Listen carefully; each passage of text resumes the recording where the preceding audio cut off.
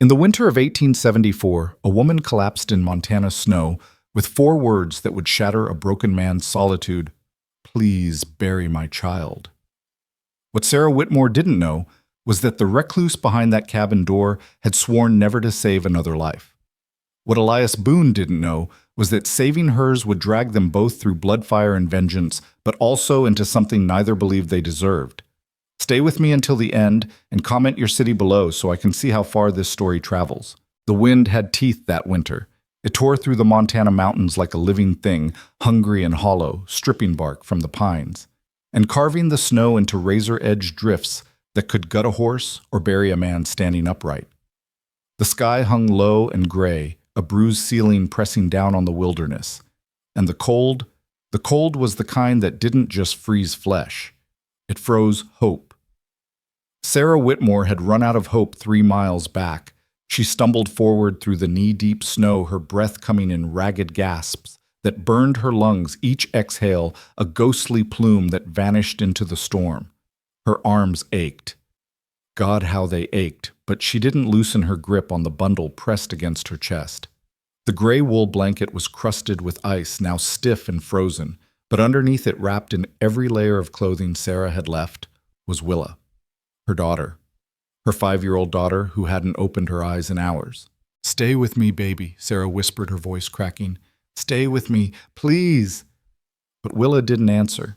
She hadn't answered since morning, when her skin had turned the color of ash, and her breathing had become a shallow, rattling thing that sounded like wind through broken glass. Sarah's boots, worn through at the heels, tied together with strips of cloth, sank deeper with every step. The snow came up past her knees now, and her skirt, heavy with ice, dragged behind her like an anchor. She'd lost feeling in her feet an hour ago, maybe 2. Time had become slippery, meaningless. There was only the wind, the cold, the terrible lightness of her daughter's body. Too light. She's too light. Sarah's vision blurred, tears, exhaustion. Maybe both. And she blinked hard, forcing herself to focus. Somewhere ahead, through the white curtain of falling snow, there had to be something. A cabin. A cave. Anything. She'd seen smoke rising from these mountains 2 days ago before the storm hit. Someone lived up here. Someone had to. "I won't let you die, but," she said through chattering teeth, though she wasn't sure if she was talking to Willa or herself. "I won't. You hear me, I won't." Her foot caught on something buried beneath the snow, a root, a rock, and she pitched forward with a cry. She twisted as she fell, taking the impact on her shoulder so Willa wouldn't hit the ground. Pain exploded through her arm, white hot and blinding, but she bit down on a scream and curled her body around her daughter, shielding her from the wind. For a long moment, Sarah just lay there, face pressed into the snow, her whole body shaking. The cold seeped through her clothes, through her skin, all the way down to her bones. She thought about staying there, about just stopping. It would be easy. The pain would fade, the exhaustion would fade, everything would fade. But then she felt it, the faintest pressure against her chest, a tiny movement, a breath. "Willa." Sarah's eyes snapped open. "No," she gasped. "No, no, no." She pushed herself up, ignoring the screaming protest from her shoulder, and pressed her cheek against Willa's forehead. Cold. So cold. But underneath that cold there was still warmth, faint, fading. But there, "Stay," Sarah begged, tears streaming down her frozen cheeks. "Just stay, baby. Please, please stay." She forced herself to her feet, swaying, and looked up at the mountain. Through the swirling snow, through the gathering dark, she saw it, a flicker of gold, small and distant, barely visible, but unmistakable. Light. Firelight. A sob burst from Sarah's throat, half relief, half desperation. She clutched Willa tighter and started forward again, her legs trembling with every step. The snow tried to hold her back, the wind tried to knock her down, but she kept moving. One step, another, another. She didn't think about the pain anymore. Didn't think about the cold. Didn't think about anything except that light burning in the darkness like a promise. Almost there. Almost. But her body had other ideas. Her knee buckled first, then her other leg, and suddenly the ground was rushing up to meet her. She hit hard this time, and the world spun tilted, went gray at the edges. Sarah blinked, trying to clear her vision, and realized she couldn't feel her hands anymore. Couldn't feel anything except the terrible weight of her daughter in her arms. "No," she whispered. "Not now. Not when we're so close." She tried to stand. Her legs wouldn't work. Tried again. Nothing. She looked down at Willa's face, so pale, so still, and something inside her shattered. "Help!" she screamed into the storm. "Someone help us! Please!" But the wind swallowed her voice, scattered it across the mountains like ash. No one could hear her. No one was coming. She was alone. She'd been alone since the day they dragged Keatan's body through the dirt and told her she was damned. Since the day her father, her own father, had stood in his pulpit and declared her dead to God and man alike. Sarah's vision darkened. She could feel herself slipping, feel the cold wrapping around her like a shroud. She pressed her lips to Willa's forehead one last time. "I'm sorry," she breathed. "I'm so sorry, baby. I tried so hard." And then with the last shred of strength left in her body, Sarah began to crawl. She didn't know how far the light was. Didn't matter. She pulled herself forward through the snow, inch by inch. Willa clutched against her chest. Her fingers were numb claws. Her breath came in broken gasps. But she kept going, kept dragging herself toward that flicker of gold that might have been hope or might have been a hallucination. Just a little farther. Just a little more. The cabin materialized out of the storm like something from a fever dream. Rough-hewn logs, a slanted roof heavy with snow, a single window glowing with firelight. Smoke curled from a stone chimney, and Sarah could smell it.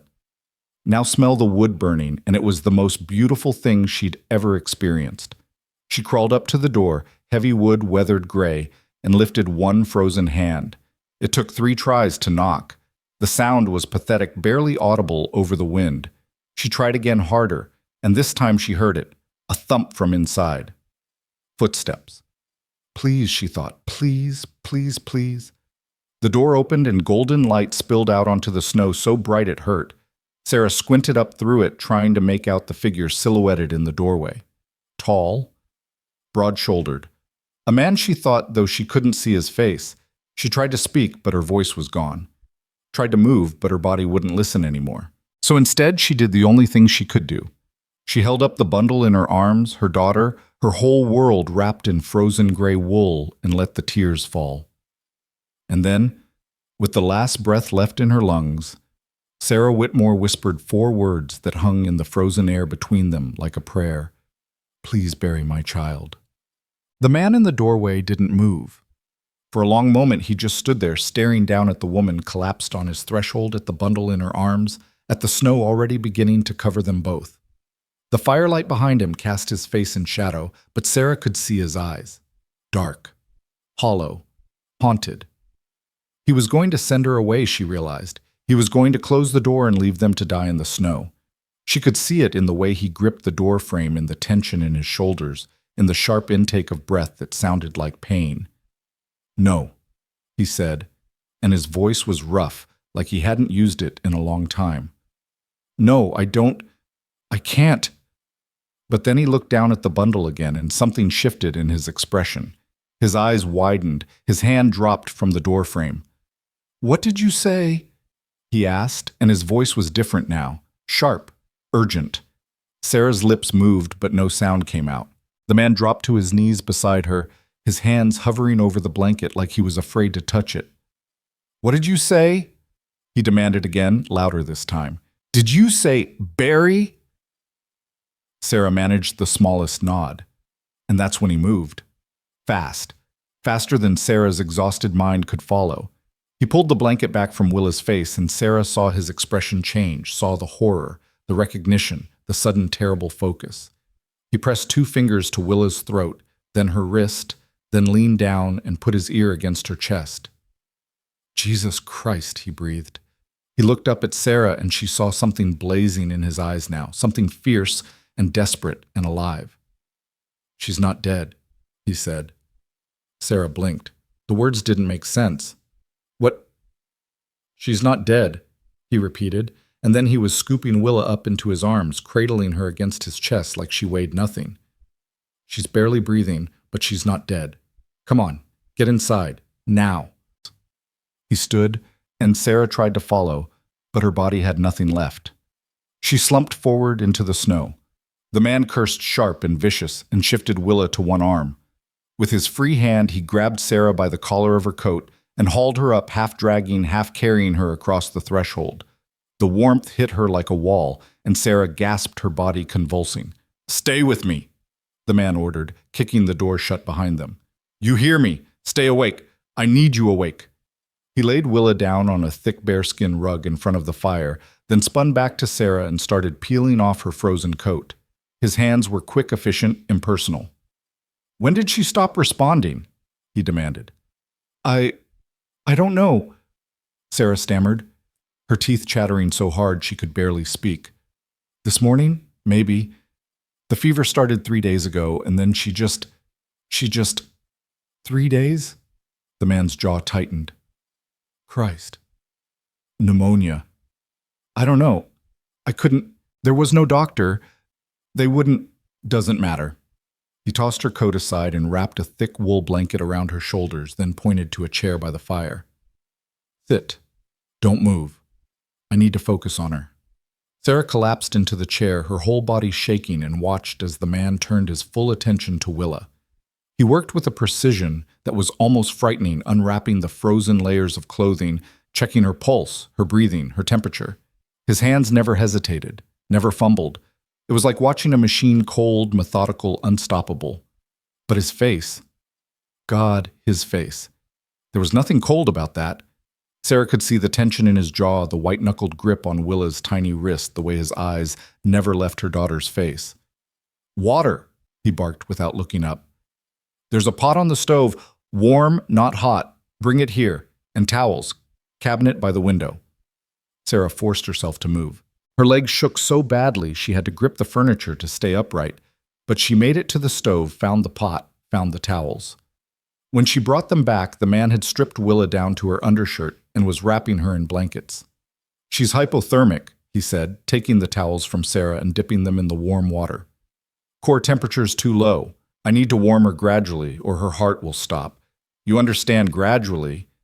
Sarah nodded, though she barely understood anything except that this man, this stranger, was trying to save her daughter. "Who are you?" she whispered. He didn't answer. He was too focused on Willa, carefully pressing the warm towels to her skin, checking her breathing every few seconds. Sarah watched his hands, large, scarred, surprisingly gentle, and realized they were shaking. "Why are they shaking?" she asked. The man's jaw clenched. "Because I swore I'd never do this again." "Do what?" "Try to save someone." The words hung in the air between them, heavy and terrible. Sarah stared at him, really looked at him for the first time. He was older than she'd thought, 40, maybe more. His hair was dark and shot through with gray pulled back from his face and tied at his neck. His beard was thick and unkempt, and there was a scar running from his left temple down to his jaw. But it was his eyes that caught her, dark brown, exhausted, full of ghosts. "Why not?" Sarah asked quietly. The man's hands stilled. For a moment he didn't answer, then so quietly Sarah almost didn't hear it. "Because everyone I try to save dies anyway." Before Sarah could respond, Willa's body convulsed. A wet, rattling cough burst from her tiny chest, and her eyes fluttered open wide, unseen, terrified. "No, no, no!" the man said sharply, pinning Willa's shoulders down as she started to thrash. "Don't fight. You're safe. Just breathe. That's it. Breathe." But Willa was panicking, her small hands clawing at the blankets, her breath coming in horrible, wheezing gasps. Sarah lunged forward, tears streaming down her face. "Willa, baby, it's Mama. I'm here. I'm right here." The man grabbed Sarah's wrist. "Don't touch her yet. She's disoriented. If she fights too hard, she'll stop breathing altogether."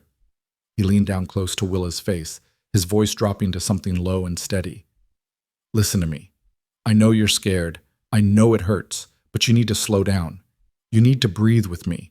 Can you do that in, out, in, out?" He demonstrated, exaggerating each breath, and after a moment, a terrible, endless moment, Willa's eyes focused on his. She blinked, once, twice.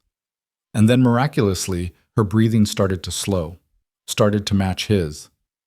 "That's it," the man murmured. "Good. You're doing so good. Now I'm going to let go, but you need to stay still for me. Can you do that? Willa's eyes darted to Sarah, and Sarah nodded frantically. Listen to him, baby. Please, just listen. Slowly, carefully, the man released Willa's shoulders. She didn't move, didn't fight. Just lay there, breathing, staring up at him with wide, fever-bright eyes. What's your name? The man asked. Willa's lips moved, but no sound came out. It's Willa, Sarah said. Her name is Willa. The man nodded. Willa. That's a strong name. You're a strong girl, Willa. I can tell. He reached for another blanket and tucked it around her. My name is Elias. Elias Boone. And I'm going to help you feel better, but I need you to rest now. Can you do that for me? Willa's eyes started to drift closed, and panic flashed across Sarah's face. No, she's exhausted, Elias said firmly. Let her sleep. It's what she needs. But what if she doesn't wake up?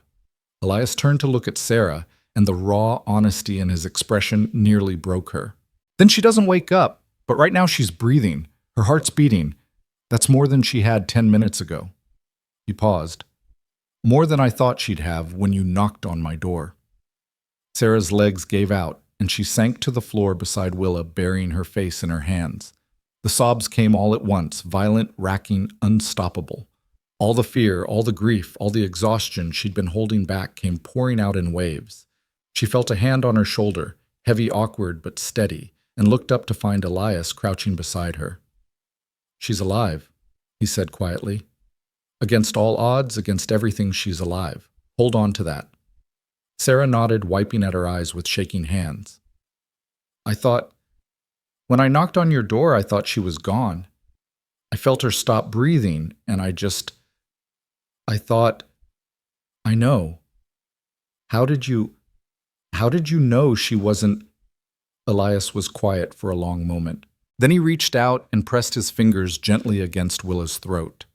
When you spend enough time with death, he said softly, you learn to recognize life, even when it's barely there. He stood and moved back to the fire, adding another log. She's not out of danger yet. Pneumonia's gotten into her lungs deep. If the infection spreads, or if her fever spikes again. He didn't finish the sentence. What do we do? Sarah asked. We keep her warm, keep her hydrated, and we wait. Elias glanced at her. When did you last eat?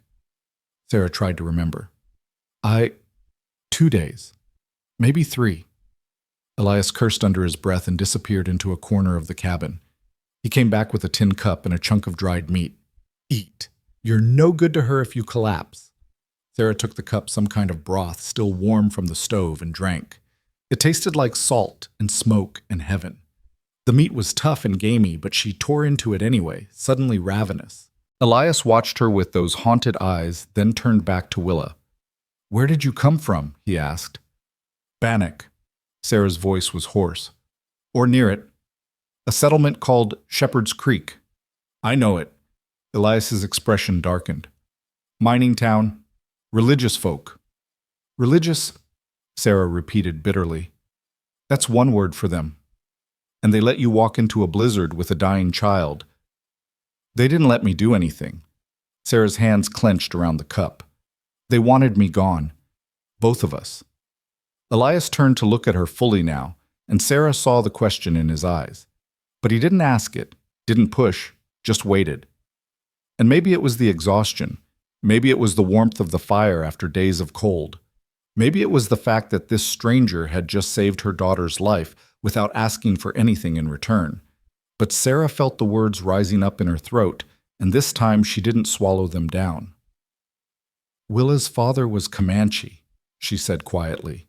His name was Keaton. He came to Shepherd's Creek trading furs 3 years ago, and we fell in love. I knew it was dangerous. I knew my father would never allow it. But I didn't care. I loved him. She looked down at Willa's sleeping face. When I got pregnant, Keaton asked me to leave with him, to go north to his people. But I was scared. I thought maybe if we just waited, Her voice broke. They killed him. She continued, forcing the words out. My father, he's the preacher in Shepherd's Creek, he found out. He and some of the men from town, they They dragged Keaton out behind the church and beat him to death in the dirt, made me watch, told me it was God's judgment. Elias's expression went very still.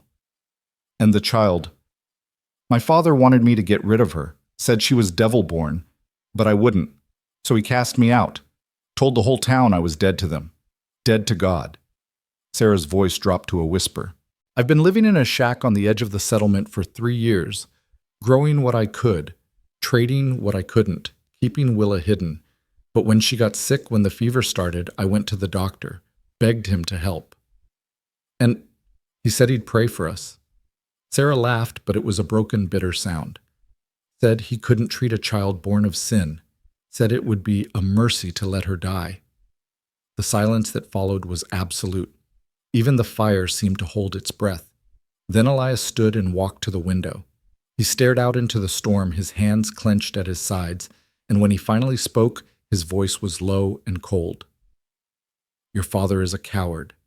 Your doctor is a coward.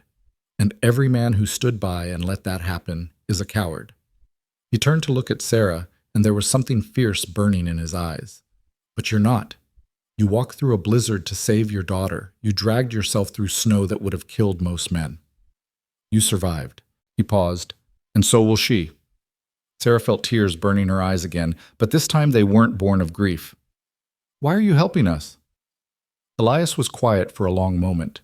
Then he looked down at Willa, and his expression softened, just a fraction, just enough. Because someone should have helped me once, he said quietly. And no one did. The night stretched long and dark. Elias didn't sleep. He sat beside Willa through every hour, checking her breathing, her pulse, the heat of her skin. Sometimes he murmured things Sarah couldn't hear, prayers maybe, or memories. Sometimes he just sat in silence, his hand resting lightly on Willa's chest, feeling the rise and fall. Sarah drifted in and out of consciousness, her body finally surrendering to exhaustion.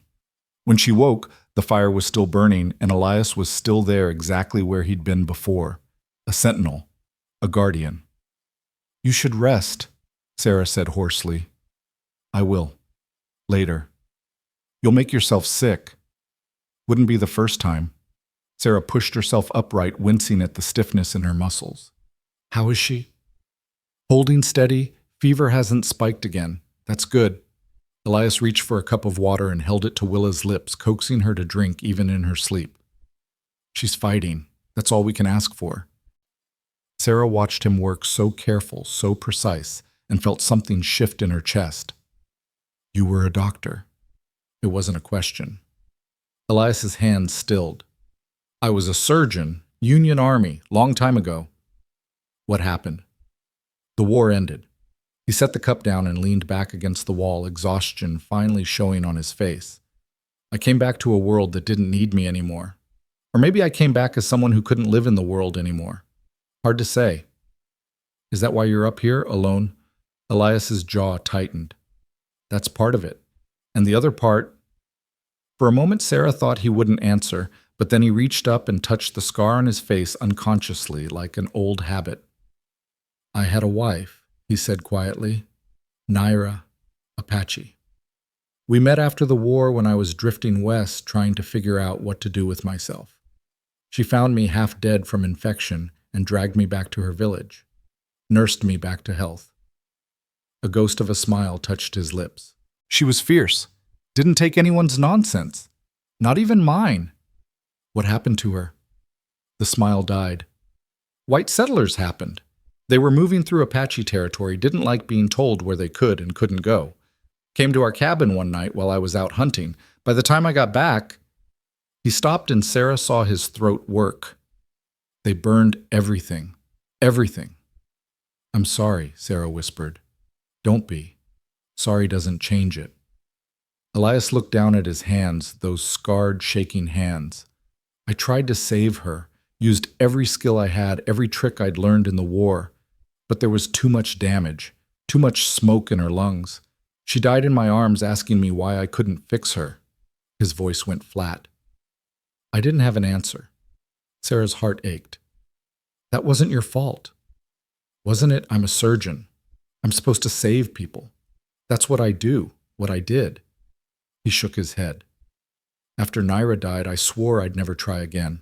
Never put my hands on another patient, because every time I do, every time I try, it falls apart. They die anyway, and He trailed off. But you saved Willa, Sarah said softly. Elias looked at Willa's sleeping form, and something complicated crossed his face. I haven't saved her yet. Yes, you have. She's alive because of you. She's alive in spite of me. There's a difference. No. Sarah leaned forward, her voice fierce. There's not. I brought her here thinking she was already gone, thinking I was just asking you to bury her, to give her some kind of dignity in death. But you saw something I couldn't. You found life where I thought there was none. That's not spite. That's a gift. Elias didn't respond. He just stared into the fire, his expression unreadable. After a long silence, Sarah spoke again. Why did you open the door? What? When I knocked. You could have ignored it, could have left us out there. But you opened the door. Why? Elias was quiet for so long. Sarah thought he wouldn't answer. Then barely above a whisper, because I heard you say bury. And I thought maybe if I could do that, just bury someone with dignity, give them peace, maybe it would make up for all the ones I failed. He looked at Sarah and his eyes were full of pain. But then I saw her face and I couldn't. I couldn't just let her go without trying, even though I knew I'd fail, even though I always fail. You didn't fail tonight. Tonight's not over yet. But dawn came anyway. Sarah woke to pale gray light filtering through the window and the sound of Willa coughing, a wet, painful sound that made her heart clench. She sat up fast, her body protesting, and found Elias already there supporting Willa's head, helping her breathe through it. Easy, he murmured. Easy. Just let it come. Willa coughed again harder, and this time something came up thick and dark. Elias caught it in a rag, examined it, then nodded grimly. Good. That's good. Her lungs are clearing. Sarah crawled over her whole body, shaking with relief. Willa, baby, can you hear me? Willa's eyes fluttered open, still fever-bright, still glassy, but focused. She looked at Sarah and her lips curved into the smallest smile. Mama, she whispered, and it was the most beautiful sound Sarah had ever heard. Sarah burst into tears, pulling Willa into her arms and holding her tight. I'm here, baby. I'm here. You're okay. You're going to be okay. Elias stood and moved away, giving them space, but Sarah reached out and caught his wrist. Thank you, she said, her voice breaking. Thank you. Elias looked down at her hand on his wrist, then at her face, then at Willa. Something shifted in his expression, something raw and vulnerable and almost afraid. Don't thank me yet, he said hoarsely. We still have a long way to go. But for the first time in 3 days, Sarah felt something she'd thought was lost forever. Hope. Outside, the storm began to ease, the wind died down, the snow stopped falling, and in the little cabin on the mountain, 3 souls who'd been broken by the world started slowly, carefully to mend.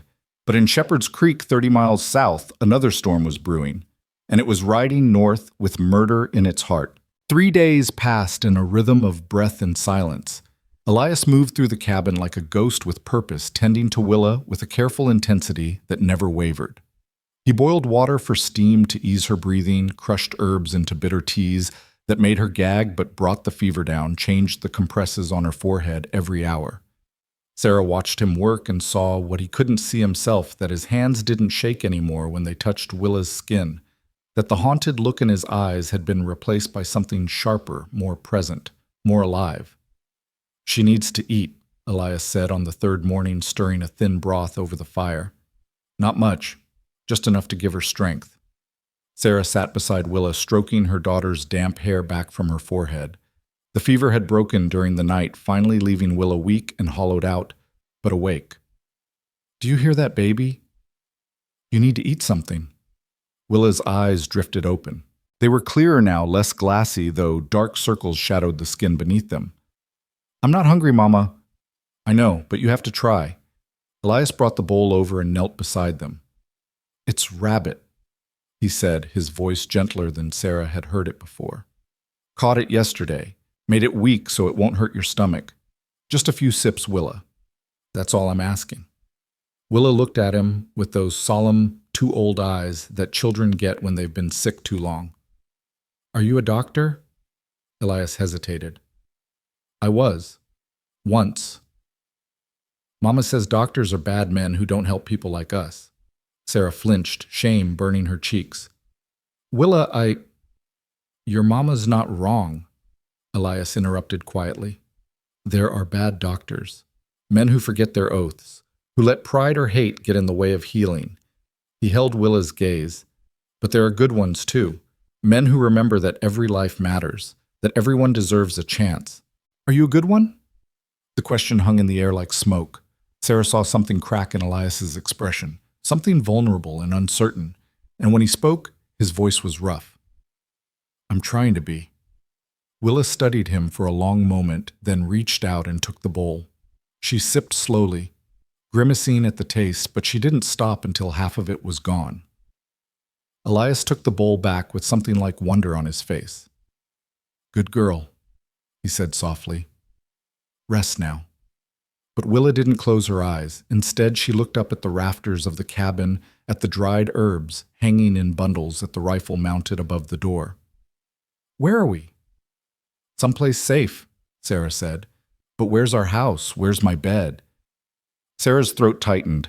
Their shack was 3 days' walk south through mountains she couldn't cross again. Even if she could, there was nothing there worth going back to. We're staying here for a while. With Mr. Boone. Elias, he corrected, standing and moving back to the fire. Just Elias. Are we in trouble? Willa asked, and there was fear in her voice now. Did the bad men come again? Sarah's heart cracked. Willa had been only 2 when Kitan died, too young to understand what happened, but she remembered the shouting, the torches, the way Sarah had hidden her in the root cellar and told her not to make a sound no matter what she heard. No baby, no bad men. You just got sick and I brought you here so Elias could help you feel better. Willa looked at Elias, then back at Sarah.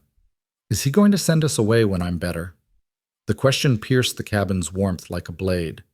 Sarah opened her mouth, but no words came. She hadn't thought that far ahead. Hadn't thought past keeping Willa alive. But now the reality settled over her like a weight they had nowhere to go. No home. No money. Winter had locked the mountains tight, and even if they could make it back to Shepherd's Creek, they'd be walking into the same hatred that had driven them out. No one's sending you anywhere, Elias said, and there was an edge to his voice that made Sarah look up. He was staring into the fire, his jaw tight. Not until the spring thaw, at least, and maybe not even then. Elias, the child needs time to recover. He continued, still not looking at them. Pushing her back out into the cold now would kill her. You both stay, at least until she's strong enough to travel. Relief and something else, something complicated, flooded through Sarah. We can't ask you to. You're not asking, I'm telling you. Elias turned to face her, and his expression was fierce. You think I'm going to patch her up just to send her out to die somewhere else? What kind of man do you think I am? I think you're a man who said he wanted to be left alone. Yeah, well, Elias looked away. Maybe I was wrong about that. Willa's eyes were already drifting closed again, exhausted from the small effort of eating. Sarah pulled the blanket up to her chin and pressed a kiss to her forehead. When she was certain Willa was asleep, she stood and crossed to where Elias stood by the fire. Thank you, she said quietly, for everything. I know this isn't what you wanted. What I wanted stopped mattering a long time ago. Elias poured himself coffee from the pot on the stove, thick black, probably bitter as sin. Besides, it's not like I'm doing this for free. I expect you to work. Sarah blinked. Work? You can cook, can't you? So clean. He gestured around the cabin, and Sarah noticed for the first time how sparse it was. How dusty. How much it looked like a place where someone was just existing, not living. Place could use a woman's touch, and I could use someone to talk to besides myself. Been having the same arguments for 2 years now, getting boring. Despite everything, The fear, the exhaustion, the uncertainty. Sarah felt a smile tug at her lips.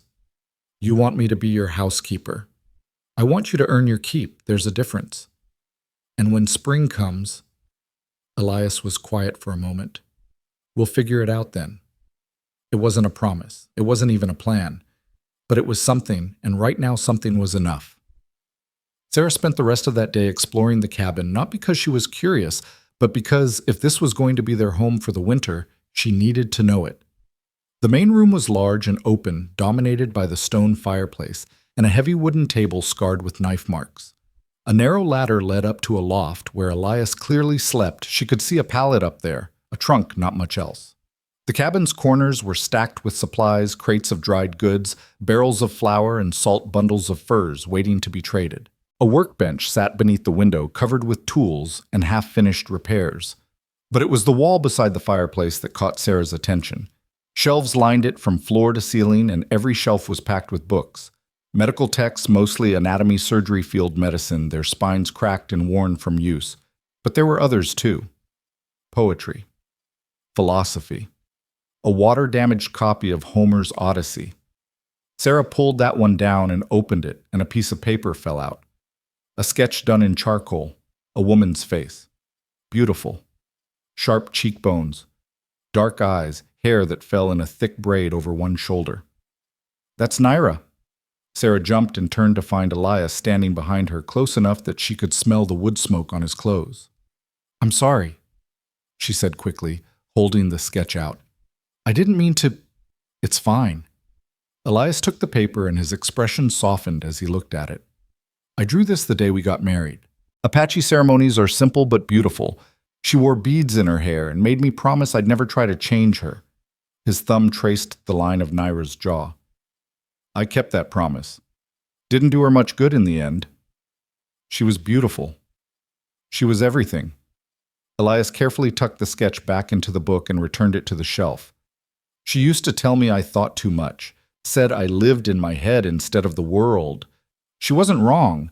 After the war, I couldn't stop seeing all the men I'd lost on the table, all the ones I couldn't save. Naira would find me sitting up at night staring at my hands, and she'd just sit with me. Wouldn't say anything, just be there. You loved her. I did. Still do. He turned to Sarah, and there was no shame in his admission. You don't stop loving someone just because they're gone. The love just changes shape, becomes something you carry instead of something you share. Sarah thought of Keaton, of his laugh, his hands the way he'd whispered her name like a prayer, and felt tears burn her eyes. I understand. I know you do. Elias moved to the window and stared out at the snow-covered mountains. That's why I'm telling you. Because you know what it means to lose someone you'd die for, to wake up every morning in a world that feels wrong without them. Do you still see her, Naira? Every day, every time I close my eyes. He paused.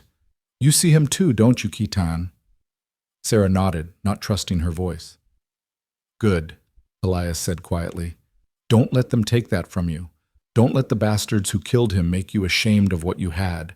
Love like that real love, the kind that crosses lines people draw in the dirt. That's the most honest thing in the world. It's worth remembering. Something shifted in the air between them. A recognition, an understanding. Two people who'd been hollowed out by grief finding something familiar in each other's emptiness. Why did you come west? Sarah asked after a moment. After the war, you could have gone anywhere. Why here? Elias shrugged. Wanted to disappear, I guess. The war turned me into someone I didn't recognize. Every time I picked up a scalpel, I saw blood. Every time someone called me doctor, I wanted to run. So I came to a place where I could be no one, where I could just stop. And did you stop? For a while. He glanced back at Willa sleeping peacefully by the fire. Then you knocked on my door. I'm sorry. Don't be. Elias's voice was firm.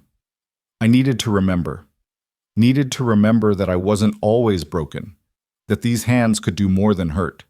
He held them up, studying them in the firelight. Maybe they still can.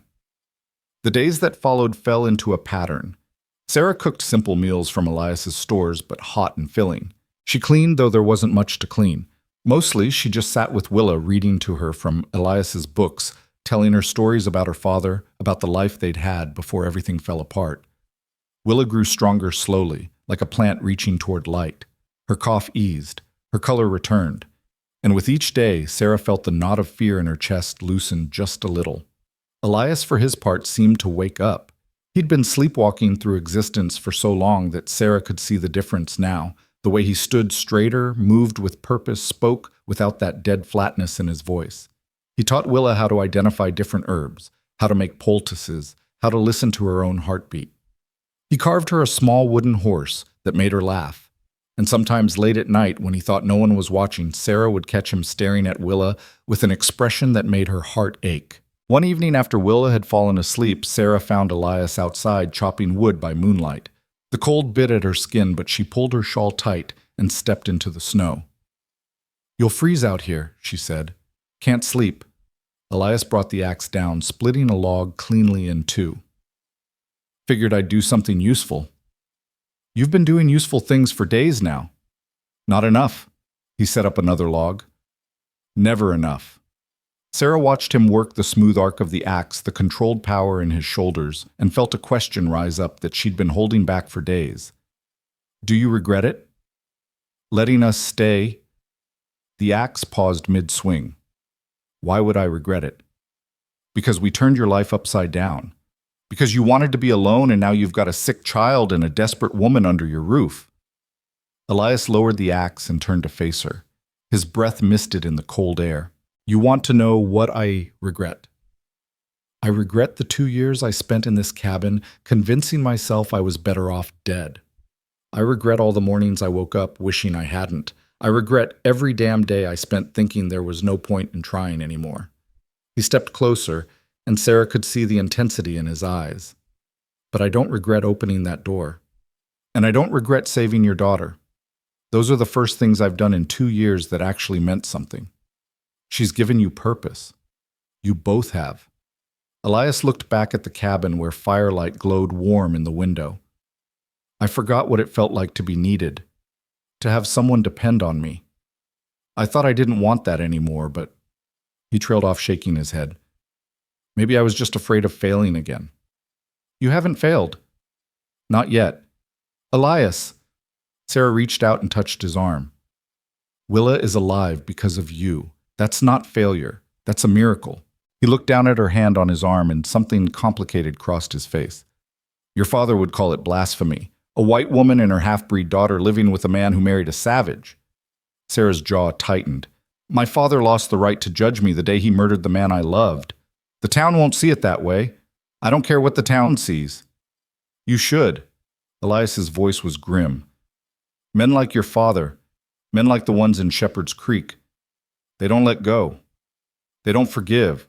And they sure as hell don't forget. You walked away from them, Sarah. Took your daughter and survived when they expected you to die. That's an insult they won't ignore." A chill ran down Sarah's spine that had nothing to do with the cold. "You think they'll come looking for us? I think winter won't last forever, and when the snow melts, when the passes open up, someone's going to remember that the preacher's daughter is still out here somewhere, still alive, still a stain on their good Christian reputation. Then we'll leave before spring. We'll go northwest anywhere. With what money? What supplies?" Elias's expression was hard. "You'd last 2 weeks in the wild with a child who's barely recovered, less if you run into trouble." Sarah felt panic rising in her chest. "Then what do we do?" "We prepare." Elias picked up the axe again. "We make sure that if they come, we're ready, and we make sure they understand that touching you or Willa means going through me first." The words should have frightened her, should have made her realize how much danger they'd brought to his door, but instead Sarah felt something else entirely, something warm and fierce and grateful. "Why would you do that?" she asked quietly. "Why would you put yourself in danger for us?" Elias was silent for a long moment. When he finally spoke, his voice was barely above a whisper. "Because no one protected Naira. Because I came home to find her dying and couldn't do a damn thing to stop it. Because I've spent 2 years hating myself for failing her." He looked at Sarah and his eyes were bright with something that might have been tears. I can't save Naira, but maybe I can save you. Sarah's breath caught. Elias, go inside, he said roughly, turning back to the woodpile. You're freezing. But Sarah didn't move. She stood there in the snow watching this broken man split wood by moonlight and felt something shift in her heart. Not love, not yet, maybe not ever, but something just as powerful. Recognition, kinship, the knowledge that she wasn't alone anymore. Thank you, she said finally, for everything. Elias didn't respond, just kept swinging the axe steady and sure, like he was building a wall between them and the world. Sarah went inside and found Willa awake, sitting up by the fire with the wooden horse Elias had carved. Mama, where did you go? Just outside baby, talking to Elias. I like him. Willa ran her finger along the horse's mane. He's sad, but he's kind. Yes, he is. Do you think we'll stay here forever? Sarah sat down beside her daughter and pulled her close. I don't know, but we're safe here. For now, that's enough. Willa was quiet for a moment. Then in that solemn way she had, Mama, do you think Papa would like Elias? The question stole Sarah's breath. She thought of Keaton, his warmth, his laughter, his fierce protection of the people he loved, and realized with sudden clarity that yes, he would have liked Elias, would have recognized in him the same kind of strength, the same kind of honor, the same willingness to stand against the world for what was right. I think he would, baby. I think he'd be grateful Elias was here to help us. Good. Willa yawned and leaned against Sarah's shoulder. Because I want to stay. Sarah kissed the top of her daughter's head and said nothing. Because want and reality were different things, and she knew, deep in her bones, knew that their peace was temporary. That winter was a grace period, and spring would bring reckoning. But for tonight, with the fire warm and her daughter safe and a scarred, haunted man standing guard outside Sarah, let herself believe that maybe, just maybe, they'd found something worth fighting for. She just hoped they'd be strong enough to keep it. The next morning, Elias came in from checking his trap lines with a grim expression. He shook the snow from his coat and moved straight to the fire without a word. What's wrong? Sarah asked, looking up from the bread she was kneading. Tracks? Elias said shortly. Fresh. 2 days old, maybe less. Someone's been scouting the area. Sarah's hands stilled. Someone from town. Could be. Could be trappers. Could be nothing. But his tone said he didn't believe it was nothing. How long has it been since you left Shepherd's Creek? 10 days. Maybe 11. Elias nodded slowly, calculating. Storm would have kept them from following right away. But if they sent someone after you, they'd be up here by now, circling, looking. Looking for what? Proof you're alive, proof you didn't die in the snow like they hoped. He met her eyes. Or maybe they already know you're alive, and they're looking for where you've holed up. Fear coiled in Sarah's stomach. What do we do? Nothing yet. Could still be coincidence. But Elias was already moving, checking the rifle above the door, the pistol in his belt, the knife at his hip. But we stay alert. And you don't go outside alone, either of you. Understand? Willa, sitting by the fire with her wooden horse, looked up with wide eyes. Are the bad men coming, Mama? No, baby. Elias is just being careful. But Elias crouched down beside Willa and looked her straight in the eye. Maybe they are, he said honestly. And if they do come, I need you to be brave. Can you do that? Willa nodded solemnly. Good girl. He stood and looked at Sarah. There's a root cellar outside around the back. If anything happens, anything at all, you take Willa and you hide there. You don't come out until I come get you. You understand? Elias. Promise me, Sarah. She saw the fear in his eyes, barely masked by determination, and nodded. I promise. Good. He pulled on his coat again. I'm going to circle the perimeter. Make sure no one's close. Bar the door behind me. He left before Sarah could argue, and she watched through the window as he disappeared into the trees. Rifle in hand, moving like a soldier again instead of a hermit, like the war had never really left him. Willa tugged on Sarah's skirt. Mama, I'm scared. Sarah knelt down and pulled her daughter into her arms. I know, baby. But Elias won't let anything happen to us, I promise. But what if they hurt him? It was a question Sarah didn't have an answer for, because she'd seen what men like her father were capable of, seen the hate in their eyes, the righteousness that made them believe any cruelty was justified. And she knew God. She knew that if they found her here, if they found her living with a man who'd loved an Apache woman, they'd call it proof of her damnation. They'd hurt her. They'd hurt Willa. And they'd kill Elias without a second thought. He's strong, Sarah said as much to convince herself as her daughter. And he's smart. He'll be fine. But as she held Willa and watched the tree line for any sign of movement, Sarah felt the weight of what they'd brought to Elias's door. He'd been safe here, hidden, forgotten. And now, because of them, that safety was gone. She just prayed he wouldn't come to regret opening that door after all. When Elias returned an hour later, his face was unreadable. Whoever it was is gone. For now. He stomped snow off his boots and hung his coat by the fire. But they'll be back. Question is when. Maybe we should leave, Sarah said. Head deeper into the mountains, somewhere they can't find us. In winter, with Willa still recovering. Elias shook his head. We'd be dead in a week. No, we stay, we fortify, and we wait. He spent the rest of the day doing exactly that, checking the cabin's defenses. Loading weapons, stacking firewood by the door where it could be used as a barricade if needed. Sarah watched him work and saw the soldier he'd been during the war, methodical, thorough, preparing for violence like some men prepare for weather. That night after Willa had fallen asleep, Sarah found him sitting at the table cleaning his rifle.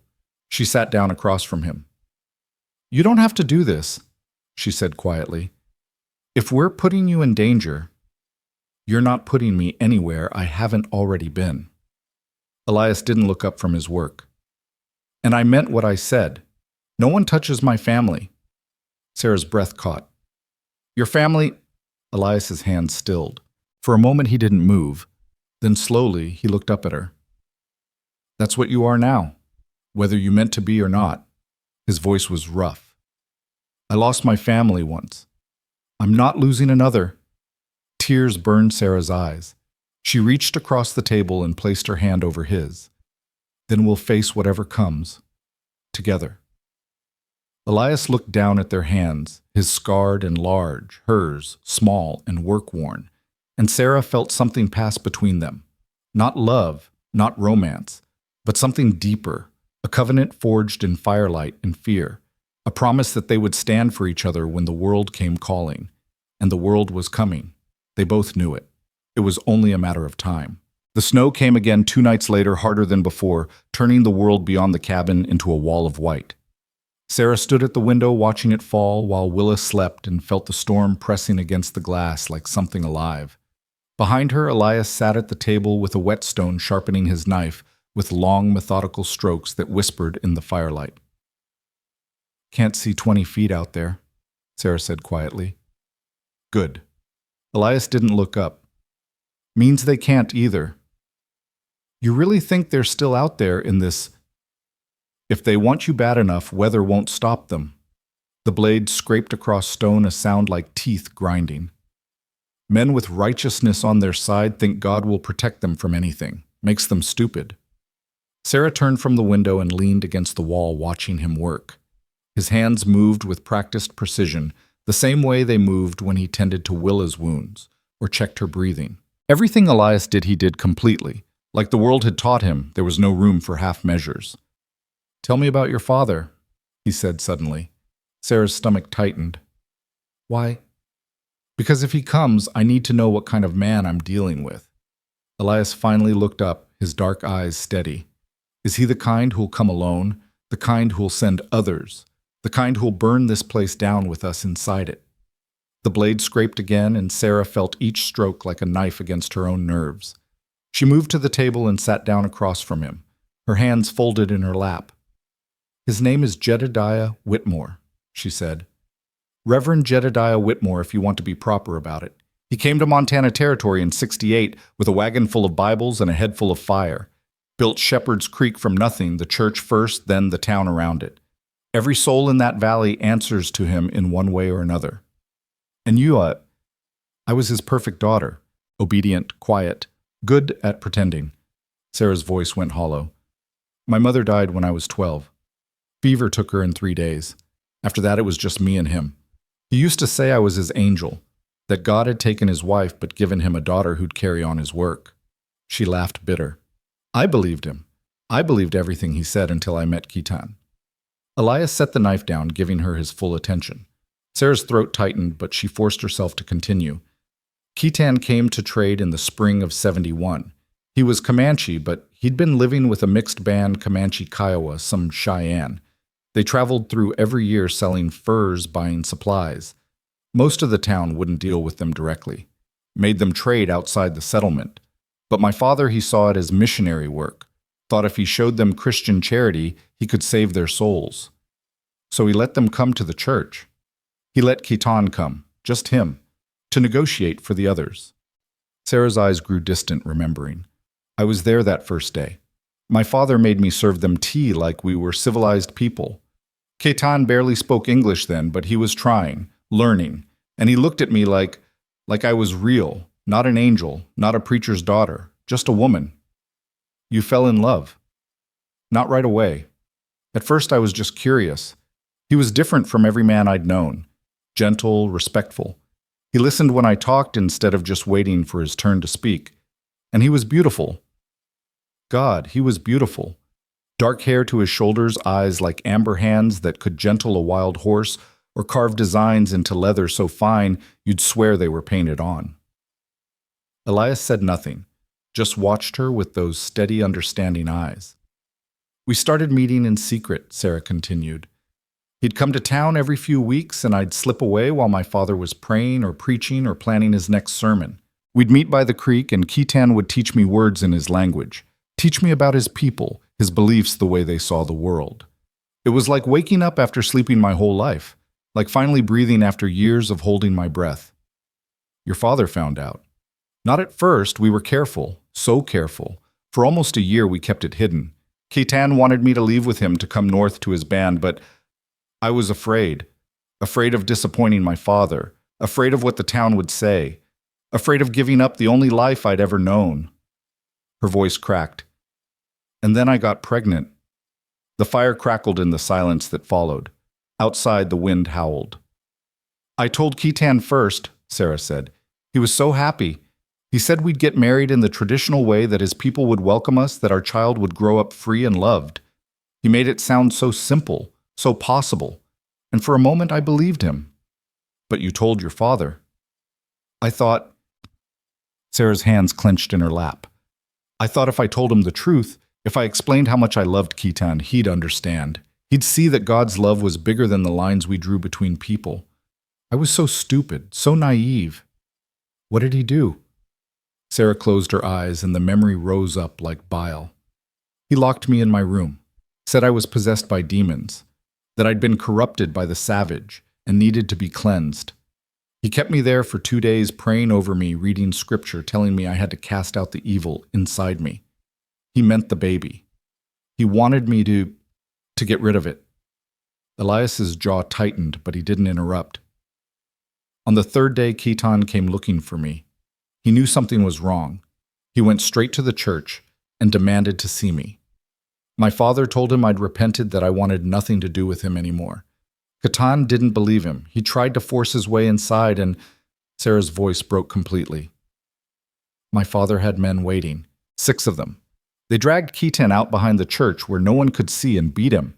Beat him until he couldn't stand, until he couldn't breathe. I heard it happening, heard him calling my name, but I couldn't get out. I couldn't help him.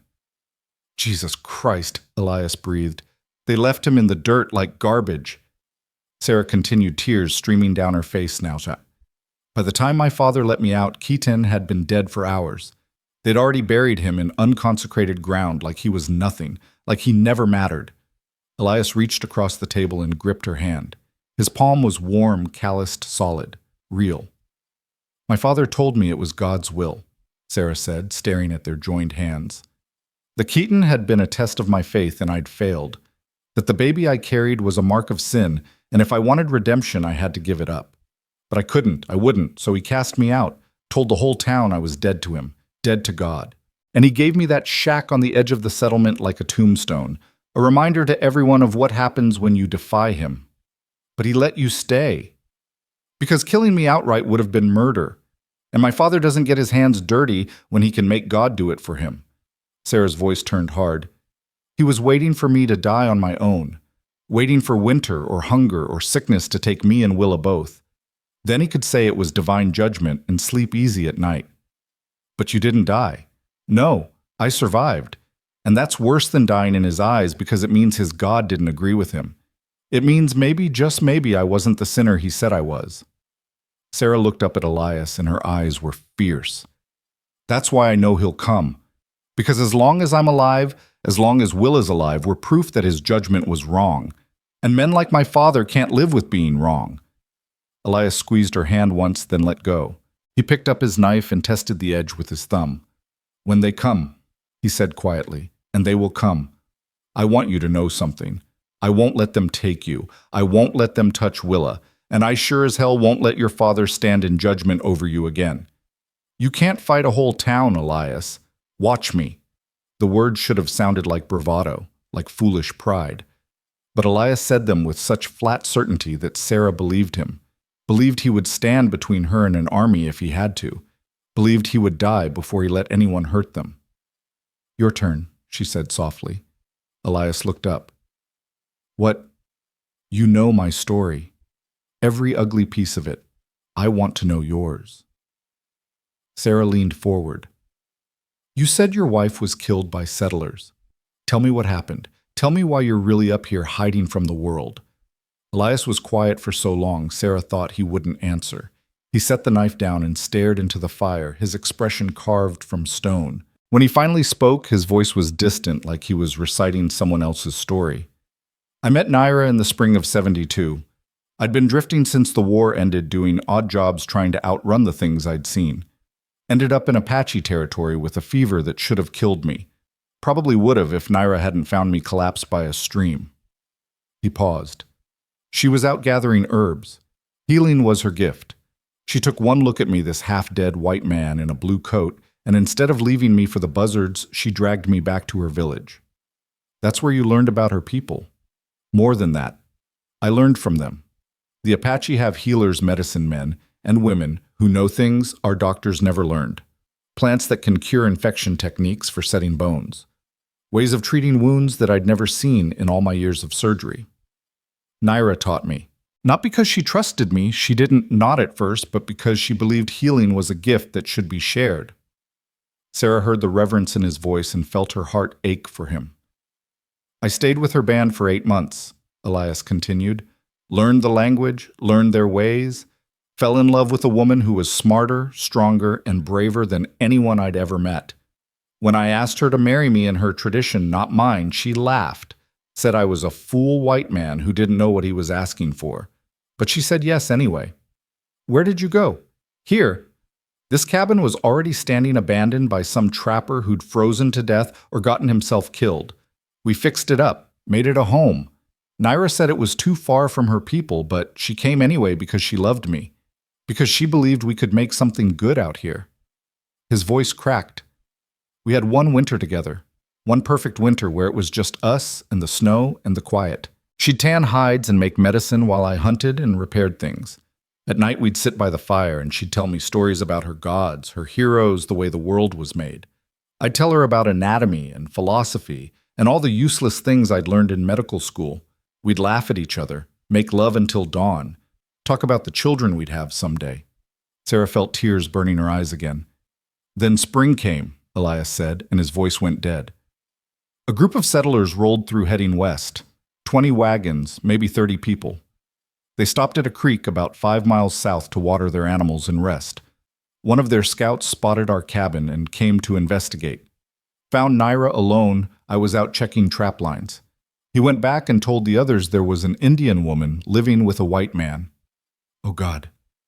They came the next morning, didn't even wait for dark, just rode straight up and surrounded the cabin. I heard them shouting, heard Naira yelling back, and I ran faster than I ever have in my life.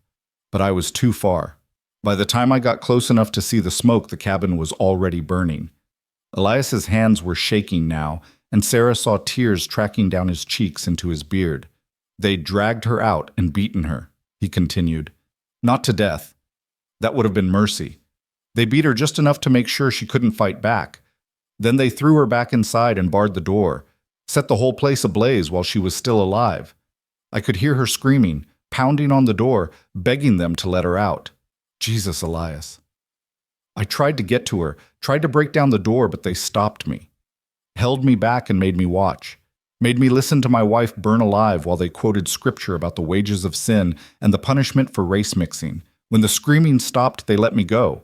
Rode off like they'd done the world a favor. Sarah couldn't speak, couldn't breathe. The horror of it choked her. I pulled her body from the ashes, Elias said, staring at his hands, what was left of it, laid her on the ground and tried. God, I tried everything I knew to bring her back, every technique, every skill, every desperate prayer. But she was gone.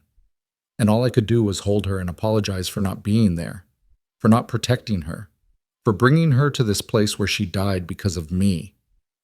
It wasn't your fault, wasn't it?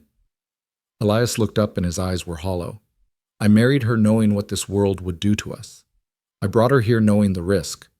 I left her alone knowing there were men out there who'd kill her just for existing. That's on me, Sarah. That's my sin. No. Sarah stood and moved around the table. She gripped Elias's shoulders and forced him to look at her. Your sin wasn't loving her. Your sin wasn't trying to build a life with her. The sin belongs to the men who killed her. The men who thought hate was holier than love. You didn't kill Naira. They did. I failed her. You loved her. That's not failure. That's the bravest thing you could have done. Sarah's voice shook with intensity. Don't let them take that from you. Don't let them make you believe your love was wrong. Elias stared at her, and Sarah saw something shift in his expression. Saw the wall he'd built around his grief crack just a little. He reached up and covered her hands with his own. When I opened the door and saw you with Willa, he said hoarsely, I saw Naira, saw the wife I couldn't save, and I thought just for a second that maybe God was giving me another chance, a chance to do it right this time, to protect someone instead of failing them. You haven't failed us, not yet. He stood slowly, and they were close now, close enough that Sarah could feel the heat from his body, smell the wood smoke and leather, and something essentially him. But if your father comes, if those men come looking for you, it's going to end in blood. You understand that there's no talking my way out of it, no reasoning with them. They'll see you here with me, see Willa alive and healthy, and they'll call it proof of your damnation, and they'll try to correct it. Then we'll stop them. I'll stop them. Elias's voice was firm. You'll take Willa to the root cellar like I told you. You'll hide, and you'll let me handle it. I won't let you die for us. You won't have a choice. He stepped back, breaking the moment. I've been dead for 2 years, Sarah. Walking around breathing, but dead inside. If I die protecting you and Willa, at least it'll mean something. At least I'll die trying to save someone instead of failing them. That's not... It's the truth. Elias picked up his knife and slid it into his belt. And you need to accept it, because when they come, you won't have time to argue. Sarah wanted to fight him, wanted to make him see that his life mattered, that he was more than just a shield for them to hide behind. But before she could find the words, Willa stirred by the fire, whimpering in her sleep. Sarah went to her immediately, kneeling down and brushing the hair from her daughter's forehead. Shh, baby, I'm here. You're safe. Willa's eyes fluttered open, confused and frightened. I had a bad dream. I know, but it was just a dream. Nothing bad is going to happen. I dreamed the bad men came and took you away. Willa's voice was small, broken. They hurt you, and I couldn't stop them. Sarah's heart shattered. She pulled Willa into her arms and held her tight. No one's taking me anywhere, I promise. Elias crouched down beside them, and when he spoke, his voice was gentle. Your mama's right, Willa. No one's going to hurt her, or you. I won't let them. Willa looked at him with those solemn eyes. You promise? I promise. He reached into his pocket and pulled something out. A small silver earring, intricate and beautiful, shaped like a feather. This belonged to my wife. She wore it every day. It was her most precious thing. He held it out to Willa. I want you to have it. Willa stared at the earring, then up at Elias. But it was hers. And now it's yours. To remind you that you're protected, that you're loved, and that some promises can't be broken. He pressed it into her small hand and closed her fingers around it. You keep that safe, understand? And when you're scared, you hold on to it and remember that I'm not going to let anything happen to you. Willa clutched the earring to her chest, tears streaming down her face. Thank you. Elias nodded, his throat working, then stood and moved away. Sarah watched him go and felt something break open inside her chest. This man, this wounded, haunted man, had just given away the last piece of his wife to protect her daughter, had made a promise he might die keeping, and he'd done it without hesitation. Mama, Willa whispered, is Elias going to be okay? Sarah looked at the earring in her daughter's hand, at the fire casting shadows on the walls, at Elias standing by the window, staring out into the storm like a sentry guarding against darkness. And she knew with terrible absolute certainty that the peace they'd found here was temporary, that violence was coming, that blood would be spilled before spring. I don't know, baby, she said honestly, but we're going to do everything we can to make sure he is. She just hoped it would be enough. The storm raged for 3 more days, turning the world into a prison of white. Elias checked his trap lines when he could always returning with his rifle loaded and his eyes scanning the trees. Sarah cooked and cleaned and kept Willa occupied with stories and games, trying to maintain some sense of normalcy, even as dread coiled tighter in her stomach with each passing hour. On the 4th morning, the storm broke. Sarah woke to silence, absolute crystalline silence, and knew immediately that something had changed. She rose from her pallet by the fire and went to the window. The world beyond the glass was transformed. Every tree, every rock, every inch of ground was buried under fresh snow that sparkled in the dawn light like crushed diamonds. The sky was clear and pale blue, and for a moment, just a moment, it was beautiful. Then she saw the smoke. Thin, dark, rising from the south like a thread of ink against the morning sky. Elias, her voice cracked. Elias, wake up. He was down the ladder in seconds, rifle in hand, eyes sharp. What is it? She pointed. Elias stared at the smoke for a long moment, his expression unreadable. Then he cursed low and vicious and started pulling on his coat. That's coming from the direction of Shepherd's Creek, Sarah said. Isn't it? Close. Maybe 5 miles south. He loaded his rifle with swift practice movements. Could be trappers, could be nothing. But you don't think it is? No? He looked at her and his eyes were hard. I think your father sent someone to find you, and I think they just made camp. Sarah's blood turned to ice. What do we do? You do nothing. You stay here with Willa. Keep the door barred. If anyone comes that isn't me, you take her to the root cellar and you hide. You understand? Where are you going? To see who our visitors are. Elias checked his pistol, his knife, the extra ammunition in his pockets. Maybe I can talk to them. Maybe I can send them back south with a message that'll keep them away. And if you can't? Elias didn't answer. He just met her eyes, and Sarah saw the truth there. If he couldn't talk them away, he'd make sure they couldn't come back. He'd kill them if he had to. Kill them to protect her and Willa. Don't go, she said, suddenly grabbing his arm. Please, just let them pass. Let them search. They won't find us here. Yes, they will. Eventually. Elias covered her hand with his. And I'd rather face them on my terms than wait for them to come to us. At least this way I can control the situation. You could die.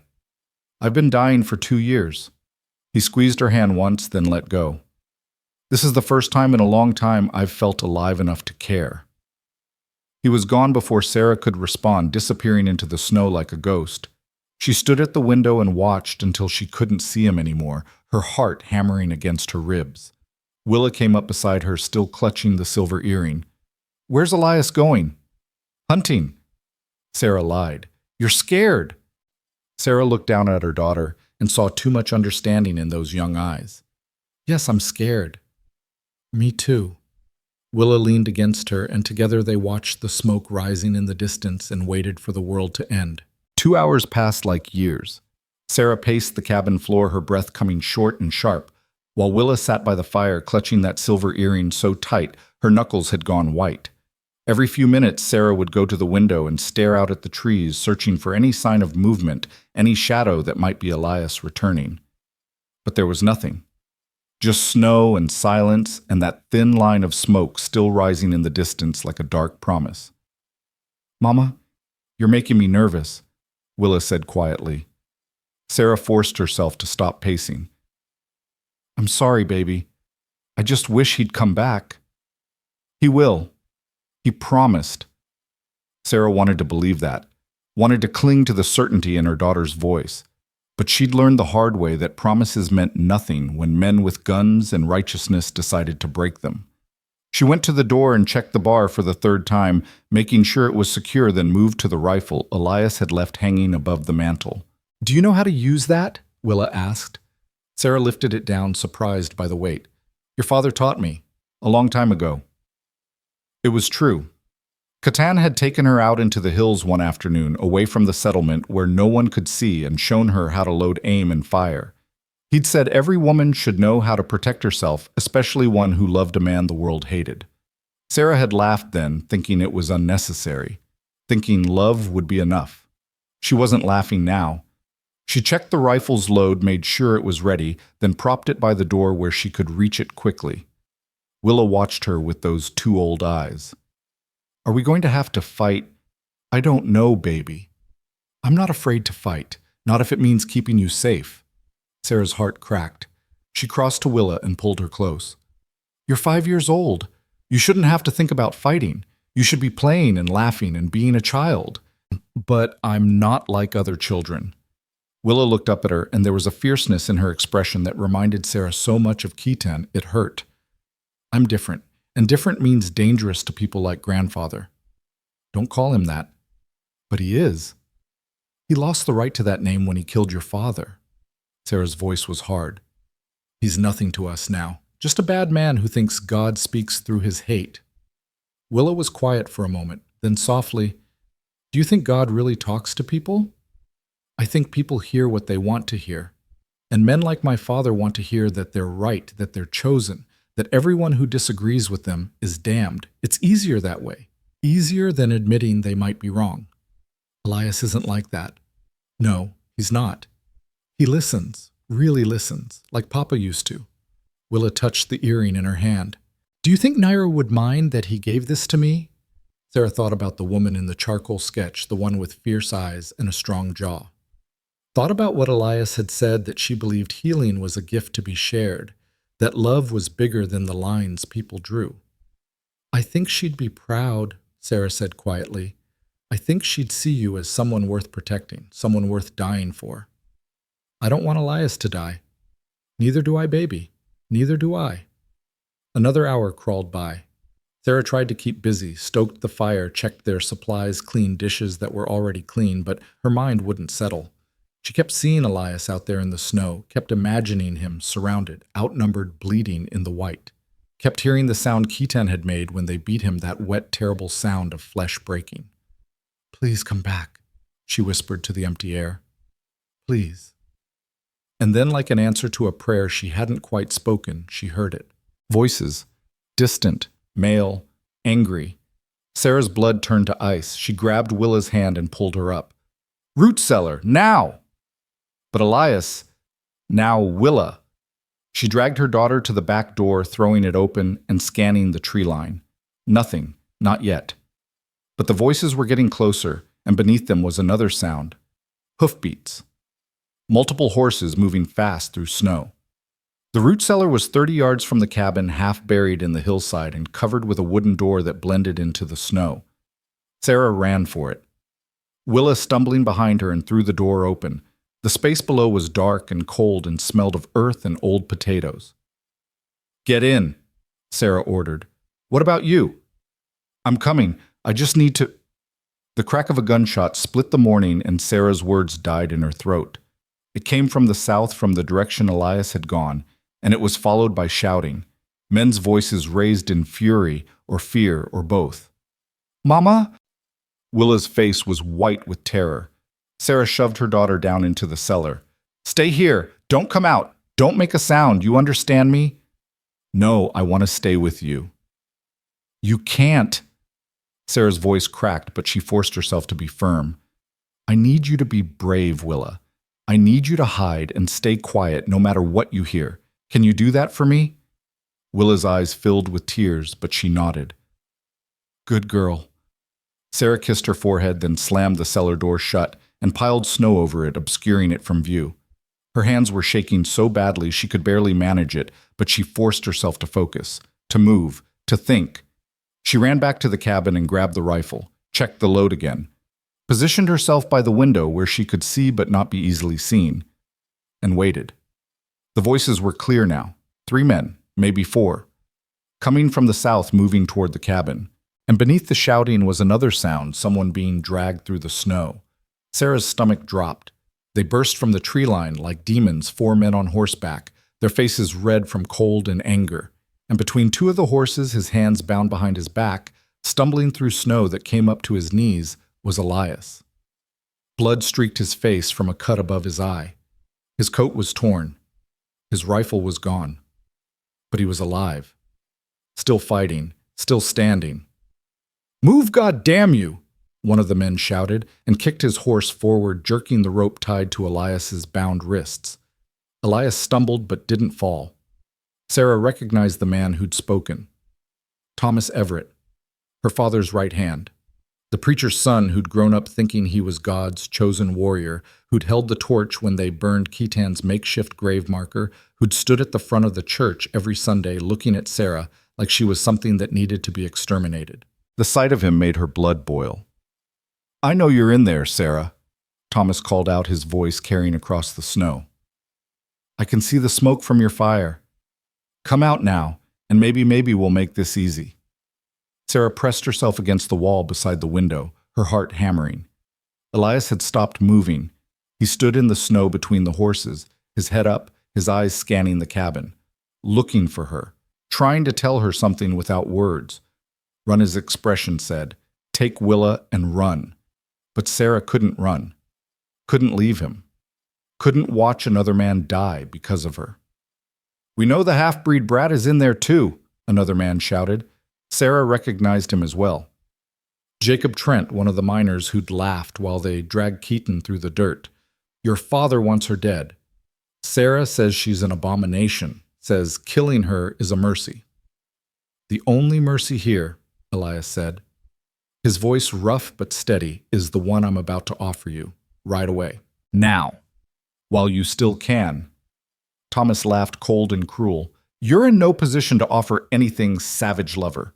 We found your little camp, saw your trap lines, followed them right to you. Thought you were clever, didn't you? Thought you could hide her up here and we'd never find out. I wasn't hiding her. I was healing her. Same difference. Thomas dismounted and walked over to Elias, standing close enough that Sarah could see the hate in his eyes, even from the cabin. My father, Reverend Whitmore, he sent us to clean up his mess. Said his daughter and her devil child needed to be sent to face God's judgment. And here you are harboring them, protecting them. That makes you guilty too. Guilty of what? Saving a dying child, offering shelter to a woman your people left to freeze.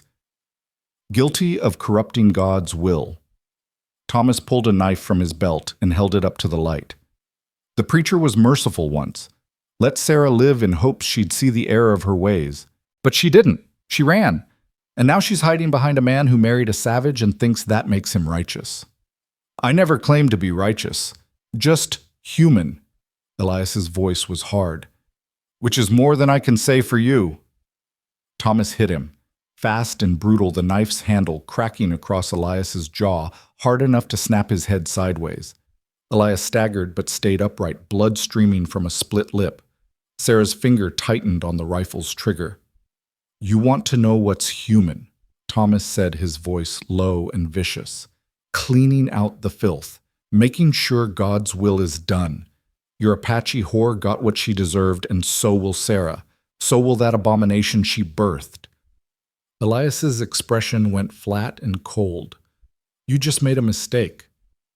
Yeah, what's that? You should have killed me when you had the chance. And then everything happened at once.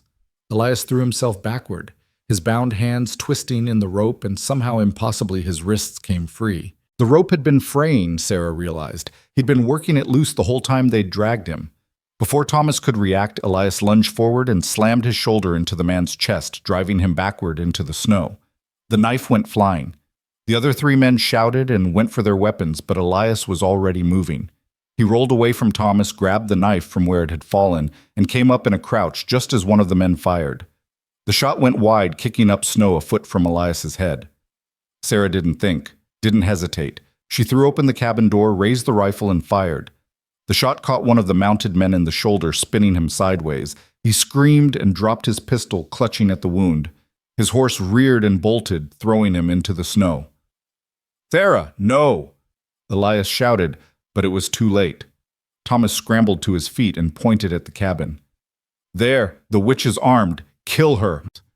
Two of the men turned their horses and charged. Sarah worked the rifle's bolt chamber in another round, but her hands were shaking and the riders were fast. She fired again. Missed. One of them was almost to the door. Then Elias was there. He came out of nowhere, the knife flashing in the sunlight, and cut the first rider's saddle strap with one clean stroke. The man tumbled from his horse with a scream, landing hard. Elias was on him before he could rise, driving the knife down.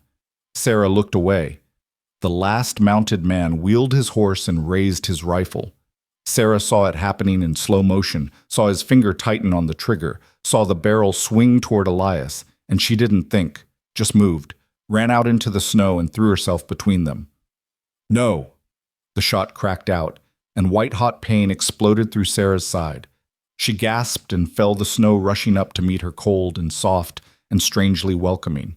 From somewhere far away, she heard Willa screaming her name, heard Elias roaring like a wounded animal, heard more gunshots, more shouting, the terrible sounds of men fighting and dying, and then darkness closed in around her like a fist.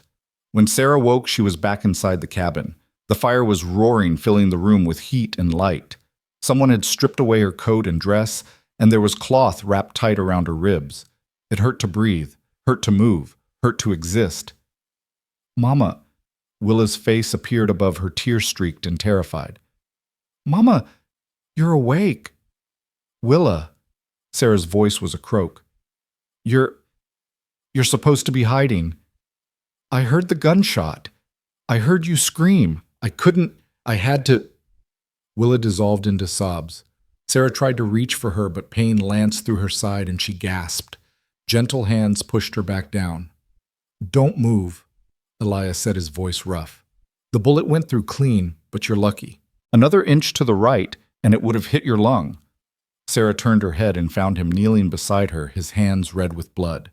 His face was a mess, bruises blooming purple across his jaw, the cut above his eye still bleeding, his lip split and swollen.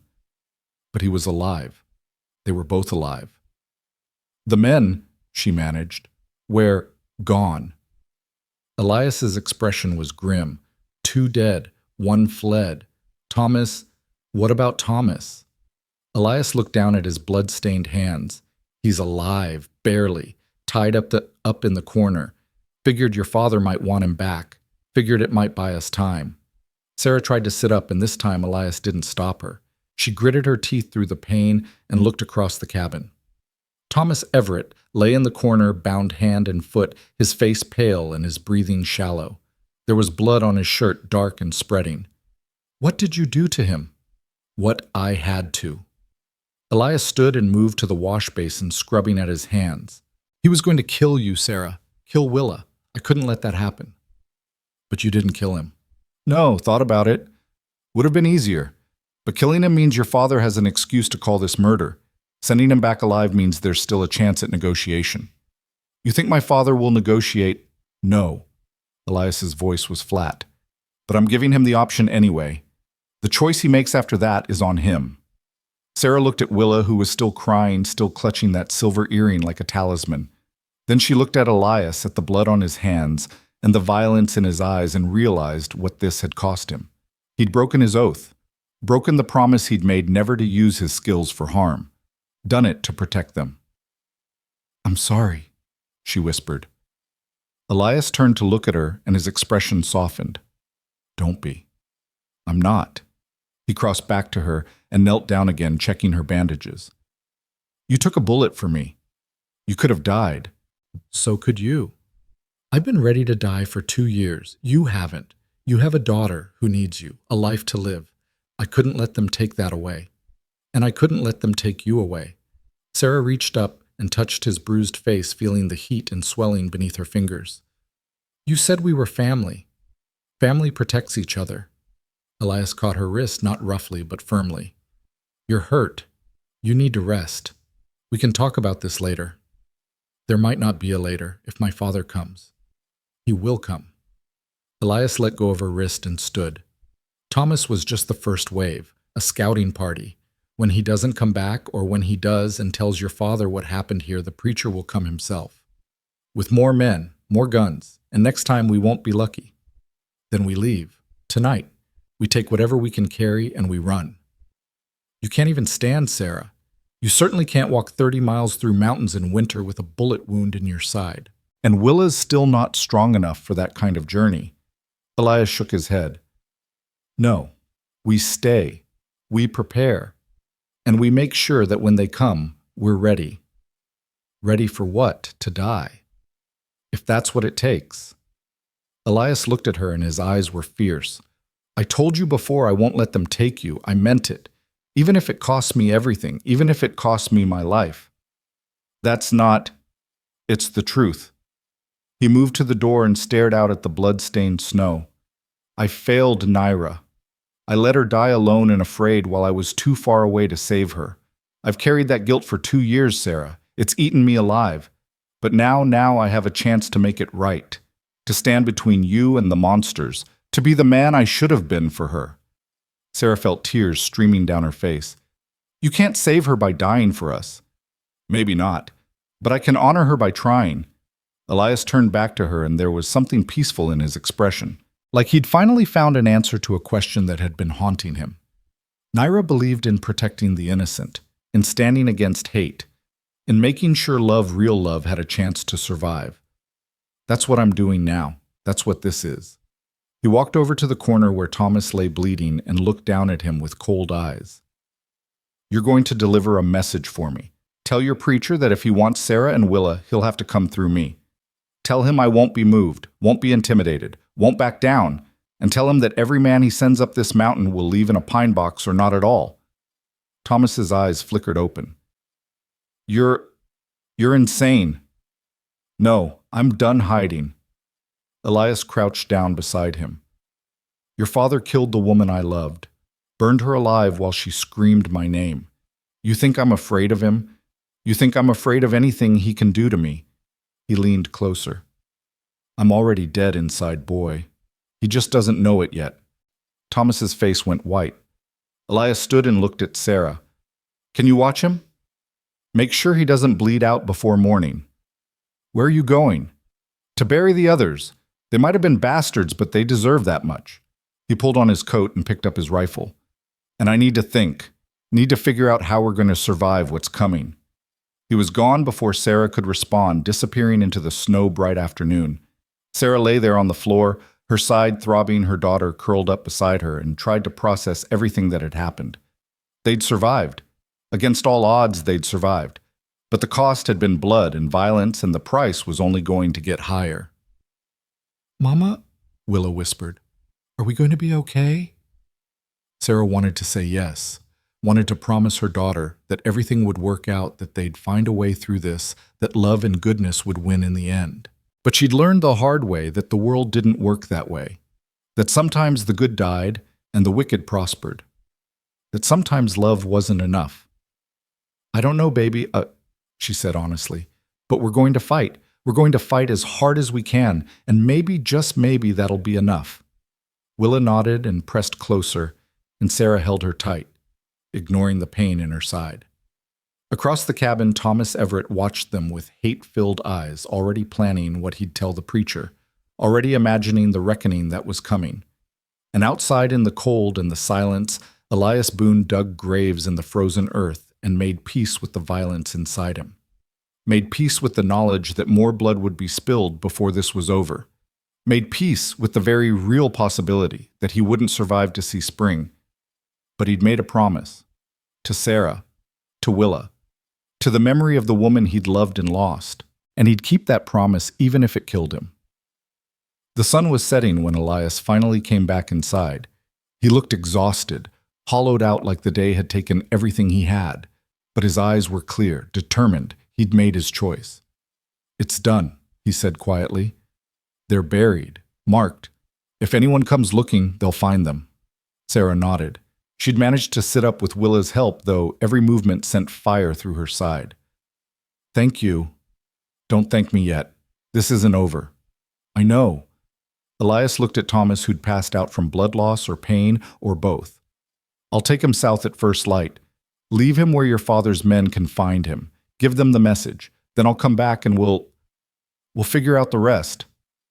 And if they follow you back, then they follow me back. At least I'll see them coming." He sat down heavily in the chair by the fire and stared into the flames. "I'm sorry, Sarah. I should have stopped them before they got close. Should have seen them coming. You did everything you could. It wasn't enough. You got hurt. Willa—" His voice cracked. "Willa had to watch her mother get shot. Had to see violence again. That's on me." "No." Sarah's voice was firm. "That's on them. On my father and his righteous cruelty. On men who think love is a sin and hate is holy. You saved us, Elias. Again. Don't you dare turn that into failure." Elias looked at her, and Sarah saw the exhaustion in his eyes, the weight of everything he'd done and everything he'd yet to do. But beneath that there was something else, something fierce and unbreakable. "We're going to get through this," he said quietly. "All of us. Together." Sarah wanted to believe him. God, she wanted to believe him. But as the fire burned low and the darkness pressed in, and Thomas Everett breathed his hate-filled dreams in the corner, Sarah couldn't shake the feeling that the worst was still to come. That the blood spilled today was just the beginning, and that before this was over, they'd all have to decide how much they were willing to sacrifice for the family they'd found in the snow. Dawn came cold and pale, washing the blood-stained snow in shades of gray and silver. Elias loaded Thomas Everett onto one of the horses that had survived the fight, tying him upright in the saddle with rope, wound tight enough to keep him conscious, but not comfortable. Thomas's face was the color of old wax, and his breathing came shallow and pained, but his eyes burned with the kind of hate that didn't need strength to survive. "Tell your preacher," Elias said, standing beside the horse with his rifle cradled in the crook of his arm, "that his daughter is under my protection. Tell him that any man who comes for her answers to me. And tell him—" He paused, making sure Thomas was looking at him. "Tell him that I buried 2 of his righteous soldiers yesterday, and I'll bury as many more as he sends, God's will or not." Thomas spat blood into the snow. "You're a dead man walking boon. My father will see to that. He'll bring the whole town down on you. You'll burn just like your savage whore burned." Elias's expression went perfectly still. For a moment, Sarah, watching from the cabin door, despite the pain in her side, thought he might pull Thomas down from that horse and finish what he'd started. But instead, Elias just smiled, cold, empty, terrifying. "Let him try," he said quietly. "I've been waiting 2 years to meet the men who killed my wife. If your father wants to deliver them to me personally, I'll welcome the reunion." He slapped the horse's flank, and it bolted south, carrying Thomas away through the trees. Elias stood there for a long time after they disappeared, his breath misting in the cold air, his shoulders squared like he was bracing for impact. Then he turned and walked back to the cabin, his boots crunching through the snow. Sarah met him at the door. "That was dangerous, sending him back alive." "More dangerous to kill him." Elias stepped inside and barred the door behind him. "This way, maybe your father thinks twice before he comes himself. Maybe he realizes there's a cost to his righteousness." "You don't believe that?" "No, but I can hope." He moved to the fire and held his hands out to the warmth. "How are you feeling?" "Like I got shot." "That's accurate." He glanced at her, and something almost like humor flickered in his eyes. "You should be in bed, resting, not standing around playing sentry." "I couldn't sleep. Every time I closed my eyes, I saw—" Sarah stopped shaking her head. "I kept seeing them coming for Willa, kept hearing her scream." "She's safe. She's asleep in the loft. I checked on her an hour ago." Sarah nodded, but the fear didn't ease. It sat in her chest like a stone, heavy and cold. What happens now yet? Now we wait. We prepare. We make sure that when they come, and they will come, we're ready. Elias crossed to the table and spread out a piece of paper he'd been working on through the night. It was a rough map of the area marked with lines and notations in his careful hand. The cabin's defensible. High ground clear sight lines in 3 directions, only one approach that's not completely exposed. If they come during the day, we'll see them. If they come at night, we'll hear them. And if they burn us out, like they did to you and Naira. Elias's jaw tightened. I've thought of that. There's a creek about 200 yards east. If they try to torch the place, we run for the water. Cross it, use the far bank for cover, and fight our way into the high country where horses can't follow. With me injured and Will a week from pneumonia. If it comes to that, yes. He looked up from the map. I won't lie to you, Sarah. Our chances aren't good. If your father brings 10 men, 15 we're finished. But if it's just him and a few others, if he thinks he can handle this quietly, without turning it into a massacre, then maybe we have a shot. A shot at what? Killing my father? The words hung in the air between them, ugly and true. Elias held her gaze. If that's what it takes to keep you and Willa alive, yes. Sarah felt something twist inside her. Part of her wanted to argue, wanted to say there had to be another way, that murder couldn't be the answer, no matter what her father had done. But another part, the part that had watched Keaton die in the dirt, that had spent 3 years barely surviving while her father slept warm and comfortable in his righteous bed, that part wanted it. Wanted Jedediah Whitmore to feel fear the way she'd felt fear. Wanted him to understand what it meant to lose everything. I don't know if I can live with that, she said quietly. You won't have to. If it comes to that, I'll be the one who pulls the trigger. Elias folded the map and tucked it into his pocket. You just worry about keeping yourself and Willis safe. Let me worry about the rest.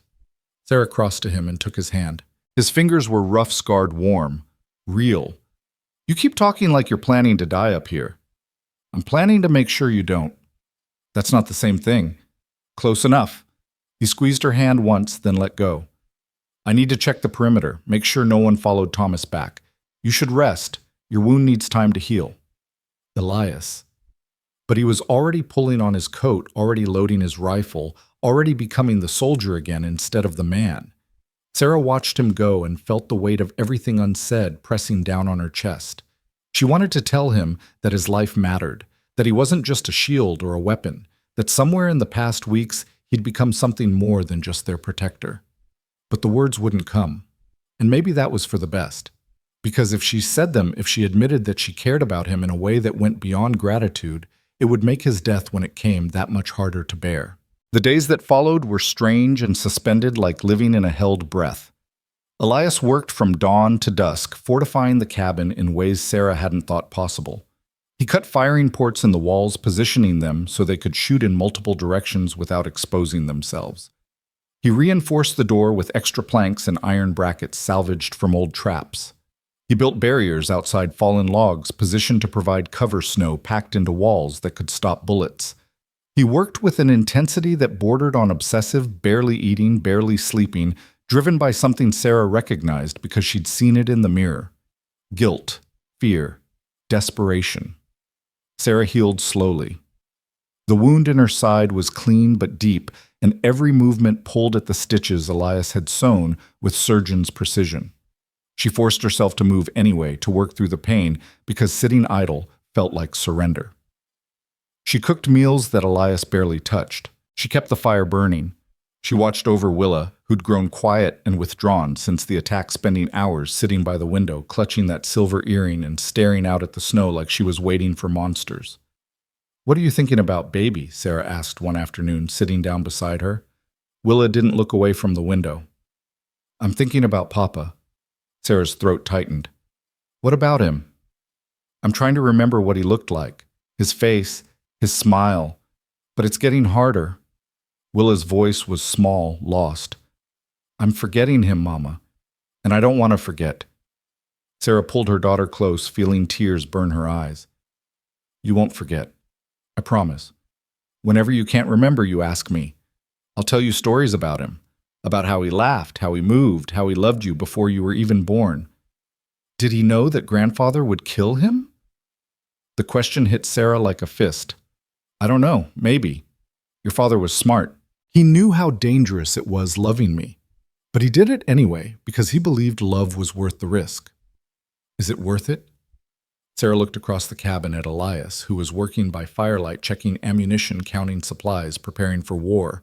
She thought about how he'd saved Willa's life, how he'd stood between them and violence, how he'd given them shelter when the whole world had turned them away. She thought about the careful way he'd stitched her wound, the gentleness in his hands despite their capacity for violence, the way he looked at Willa like she was something precious and breakable. Yes, Sarah said quietly. It's worth it. Willa leaned against her and they sat together in silence, watching the man who'd become their anchor work himself to exhaustion, trying to keep them safe. 2 weeks after Thomas Everett rode away, the temperature dropped. It fell fast and vicious, turning the air so cold it hurt to breathe. The kind of cold that made trees crack like gunshots and turned water to ice in seconds. Elias came in from checking his trap lines with his beard crusted white and his hands stiff. "Storm's coming," he said, stamping snow from his boots. "Big one. Might buy us another week or two before your father can move against us."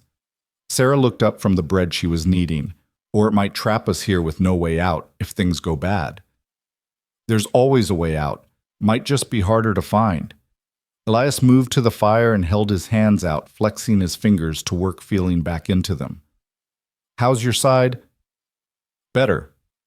I can move without wanting to scream now." "Good. You might need to." He glanced at Willa, who was reading by the fire, then lowered his voice. "I found tracks this morning. Fresh. Someone's watching us again." Fear spiked through Sarah's chest. "How many?" "One, maybe two. They're staying back being careful. Could be scouts. Could be your father testing our defenses. Or it could be trappers." "Could be." But Elias's tone said he didn't believe it. "Either way, we stay alert.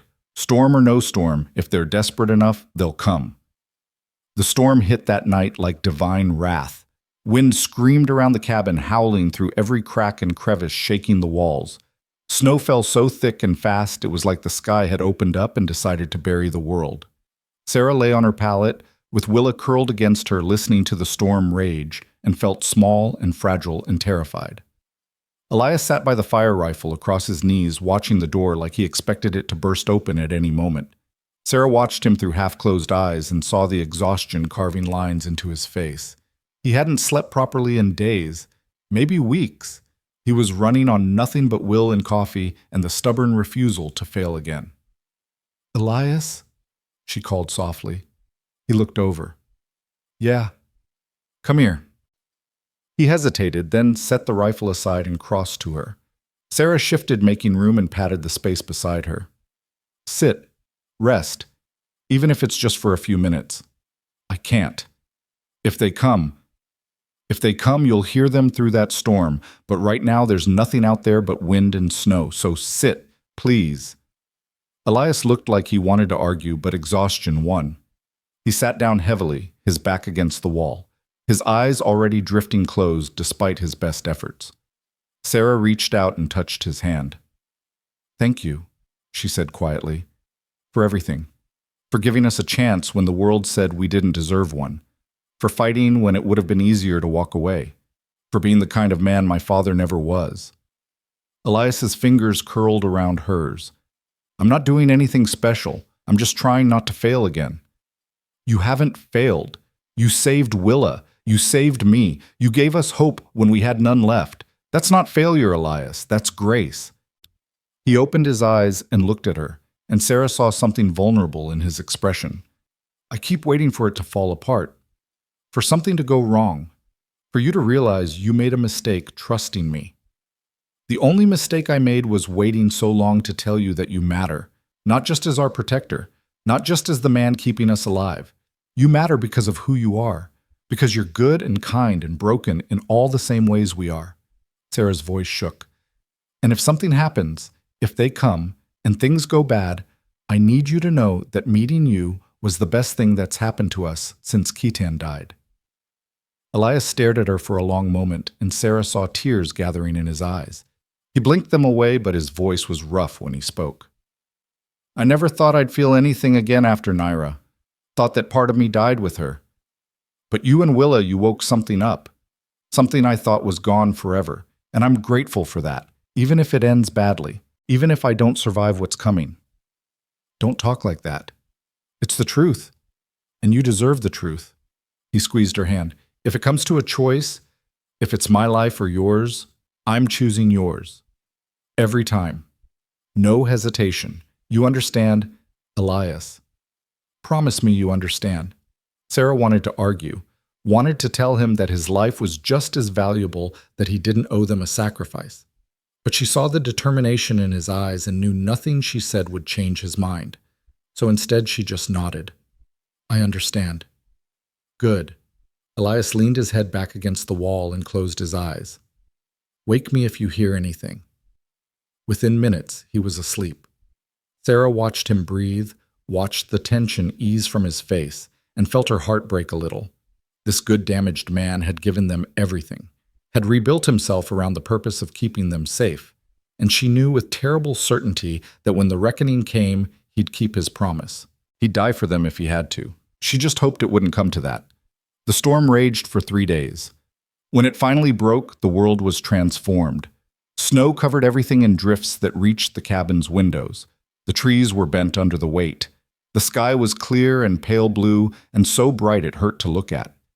And there at the edge of the tree line, standing in the snow, like dark sentinels, were 7 men on horseback. Sarah saw them first. She was at the window watching the sunrise when movement caught her eye. Her breath stopped. Her heart stopped. Elias, she said, and her voice came out strangled. They're here. He was beside her in an instant, rifle in hand, his eyes scanning the tree line. When he saw the riders, his expression went hard and cold. Get Willa. Take her to the root cellar. Now. I'm not leaving you. Yes, you are. This is what we prepared for. This is what I've been planning for. He grabbed her shoulders, his grip firm but not painful. You take Willa. You hide. And you don't come out until I come get you. Understand? There are 7 of them, Elias. You can't. I can. I will. He kissed her forehead, quick and desperate. Trust me. Please. Sarah wanted to argue, wanted to stay and fight beside him, but she saw Willa watching from the loft, her face white with terror, and knew she had no choice. Her job was to keep her daughter safe. Elias's job was to give them that chance. Don't die, she whispered. Wasn't planning on it. He pushed her gently toward the ladder. Go, now, before they get closer. Sarah climbed up to the loft and grabbed Willa. Come on, baby, we have to go. But Elias, we'll be fine. He's strong. He's smart. He'll handle this. Sarah pulled Willa down the ladder and toward the back door. Remember what he taught you about being brave, about trusting him. Willa nodded, tears streaming down her face. Good. Now we're going to be brave together. They slipped out the back door and ran for the root cellar. Sarah's side screamed with every step, but she didn't slow down. Didn't stop. Just kept moving, kept dragging Willa through the snow until they reached the cellar door. She pulled it open and shoved Willa down into the darkness. Stay quiet, she ordered. No matter what you hear, no matter what happens, you stay quiet. Mama, please. Sarah climbed down and pulled the door shut above them, plunging them into darkness.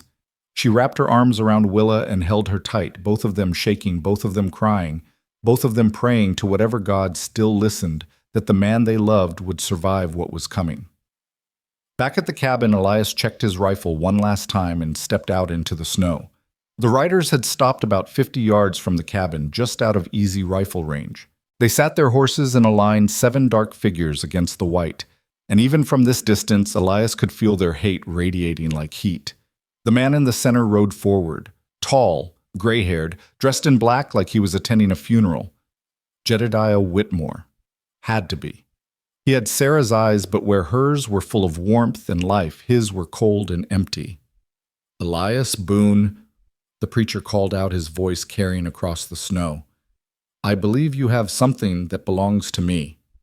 Sarah doesn't belong to anyone, Elias called back, especially not to you. That child is my daughter, the product of my blood and my teaching. She belongs under my authority until she's wed or dead. And since she chose to defile herself with a savage and produce an abomination, I'm here to correct that mistake. The only mistake here is you thinking I'm going to let you near them. Jedediah smiled. It was a terrible thing full of teeth and righteousness. You killed 2 of my men, sent Thomas back half dead. That's murder in the eyes of God and man. You'll hang for it. They attacked first. I defended myself. That's justice, not murder. There's no justice for a man who protects sinners. Jedediah gestured to the riders beside him. I brought 6 men with me, Boone. Good Christian men who understand God's will. You're one. 1 rifle against 7. How long do you think you'll last? Long enough. Elias raised his rifle and fired. The shot cracked across the snow, and one of the riders jerked backward, clutching his shoulder. His horse reared and bolted, throwing him into the snow. The other riders scattered, shouting, going for their weapons. Elias was already moving. He ducked back inside the cabin, slammed the door, and dropped the bar across it. Bullets thudded into the walls, into the door, shattering glass and splintering wood. He crawled to the first firing port and returned fire, picking his shots carefully. Another rider fell. 5 left. The riders dismounted and took cover behind trees, rocks, anything they could find. They started a steady barrage trying to pin Elias down, trying to force their way inside. But Elias had prepared. He moved between firing ports, shooting from different angles, making them think there were more defenders than just him.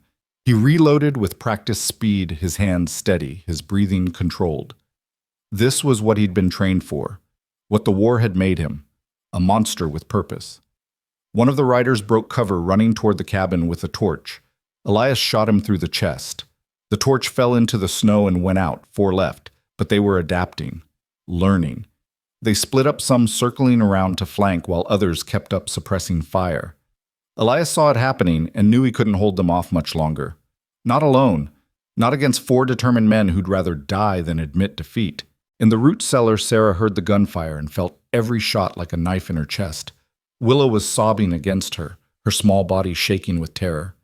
Sarah held her tight and whispered prayers and promises she wasn't sure she could keep. "It's okay, baby. It's okay.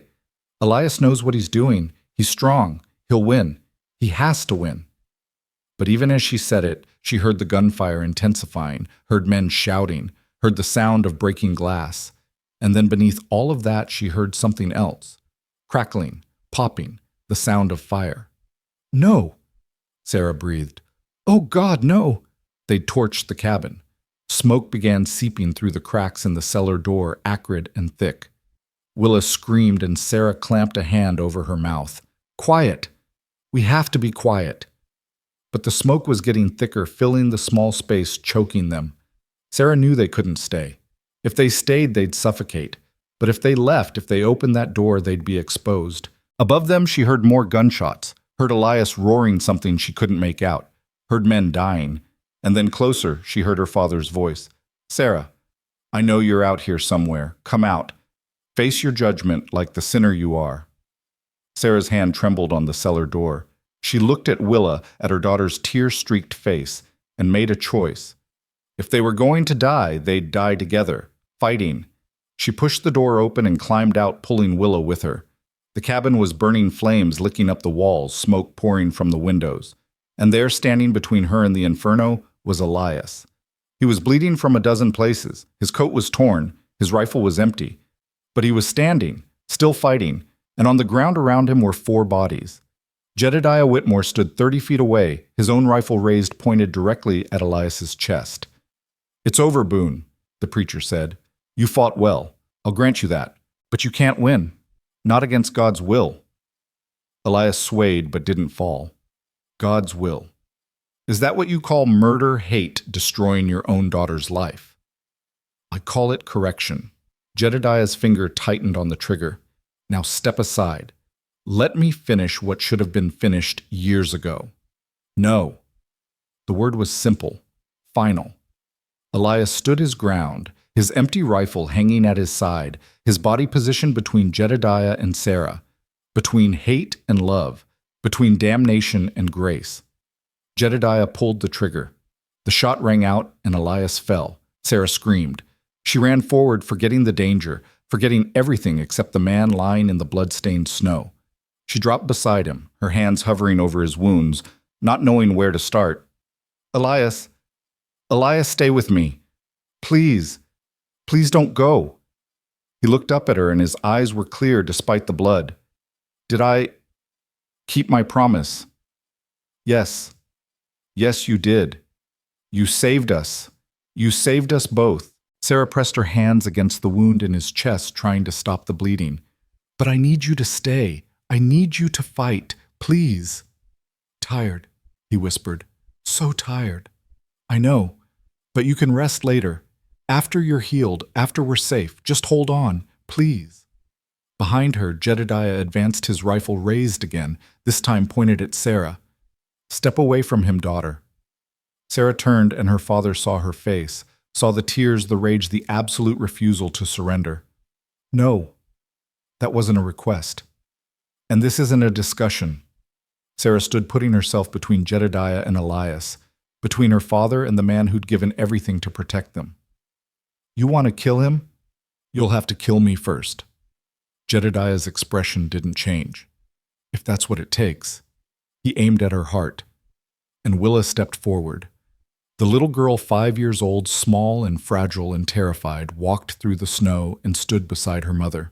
She held up the silver earring, the one Elias had given her, and her voice was clear. If you kill my mama, you have to kill me too. And if you kill all of us, who's going to tell people what you did? Who's going to explain why you murdered your own family? Jedediah stared at his granddaughter, and for the first time Sarah saw something crack in his expression. Saw doubt, saw fear. That child is an abomination, he said, but his voice lacked conviction.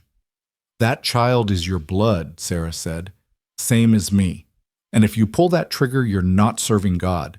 You're serving hate, and history will remember you for it. The rifle wavered.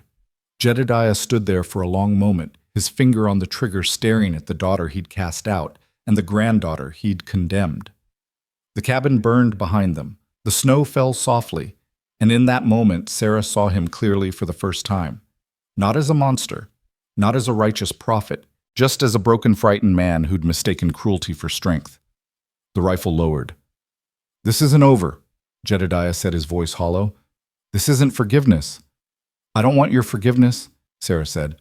I want you to leave and never come back.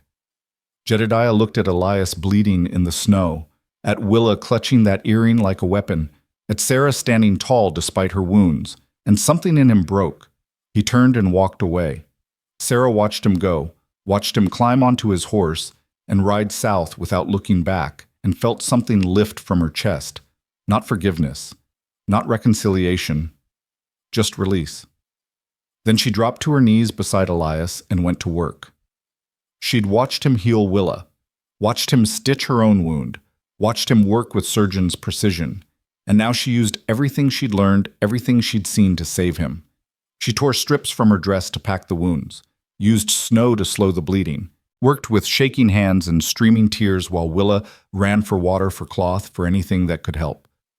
Stay with me, Sarah begged. Please, Elias, stay with me. I can't do this without you. Willa can't do this without you. We need you, please. His eyes fluttered open. Sarah, I'm here. I'm right here. And I'm not letting you go. You understand, you don't get to die. Not after everything. Not after giving us hope. Elias's lips curved into the smallest smile. Stubborn. Damn right I am. Now shut up and let me save your life. It took hours. Hours of pressure and stitching and prayers whispered into the cold. But slowly and possibly, Elias's breathing steadied. His color improved. His eyes stayed open. When Sarah was certain he wasn't going to die, she collapsed beside him in the snow and wept. Willa curled up on his other side, and the three of them lay there in the ruins of the burning cabin in the blood-stained snow under the vast and merciless sky. But they were alive. Against all odds, against everything, they were alive. And that was enough. 12 winters later, the cabin stood solid and strong against the mountain wind. It wasn't the same cabin. That one had burned to the foundation. But Elias had rebuilt it plank by plank, nail by nail, with Sarah working beside him and Willa fetching tools.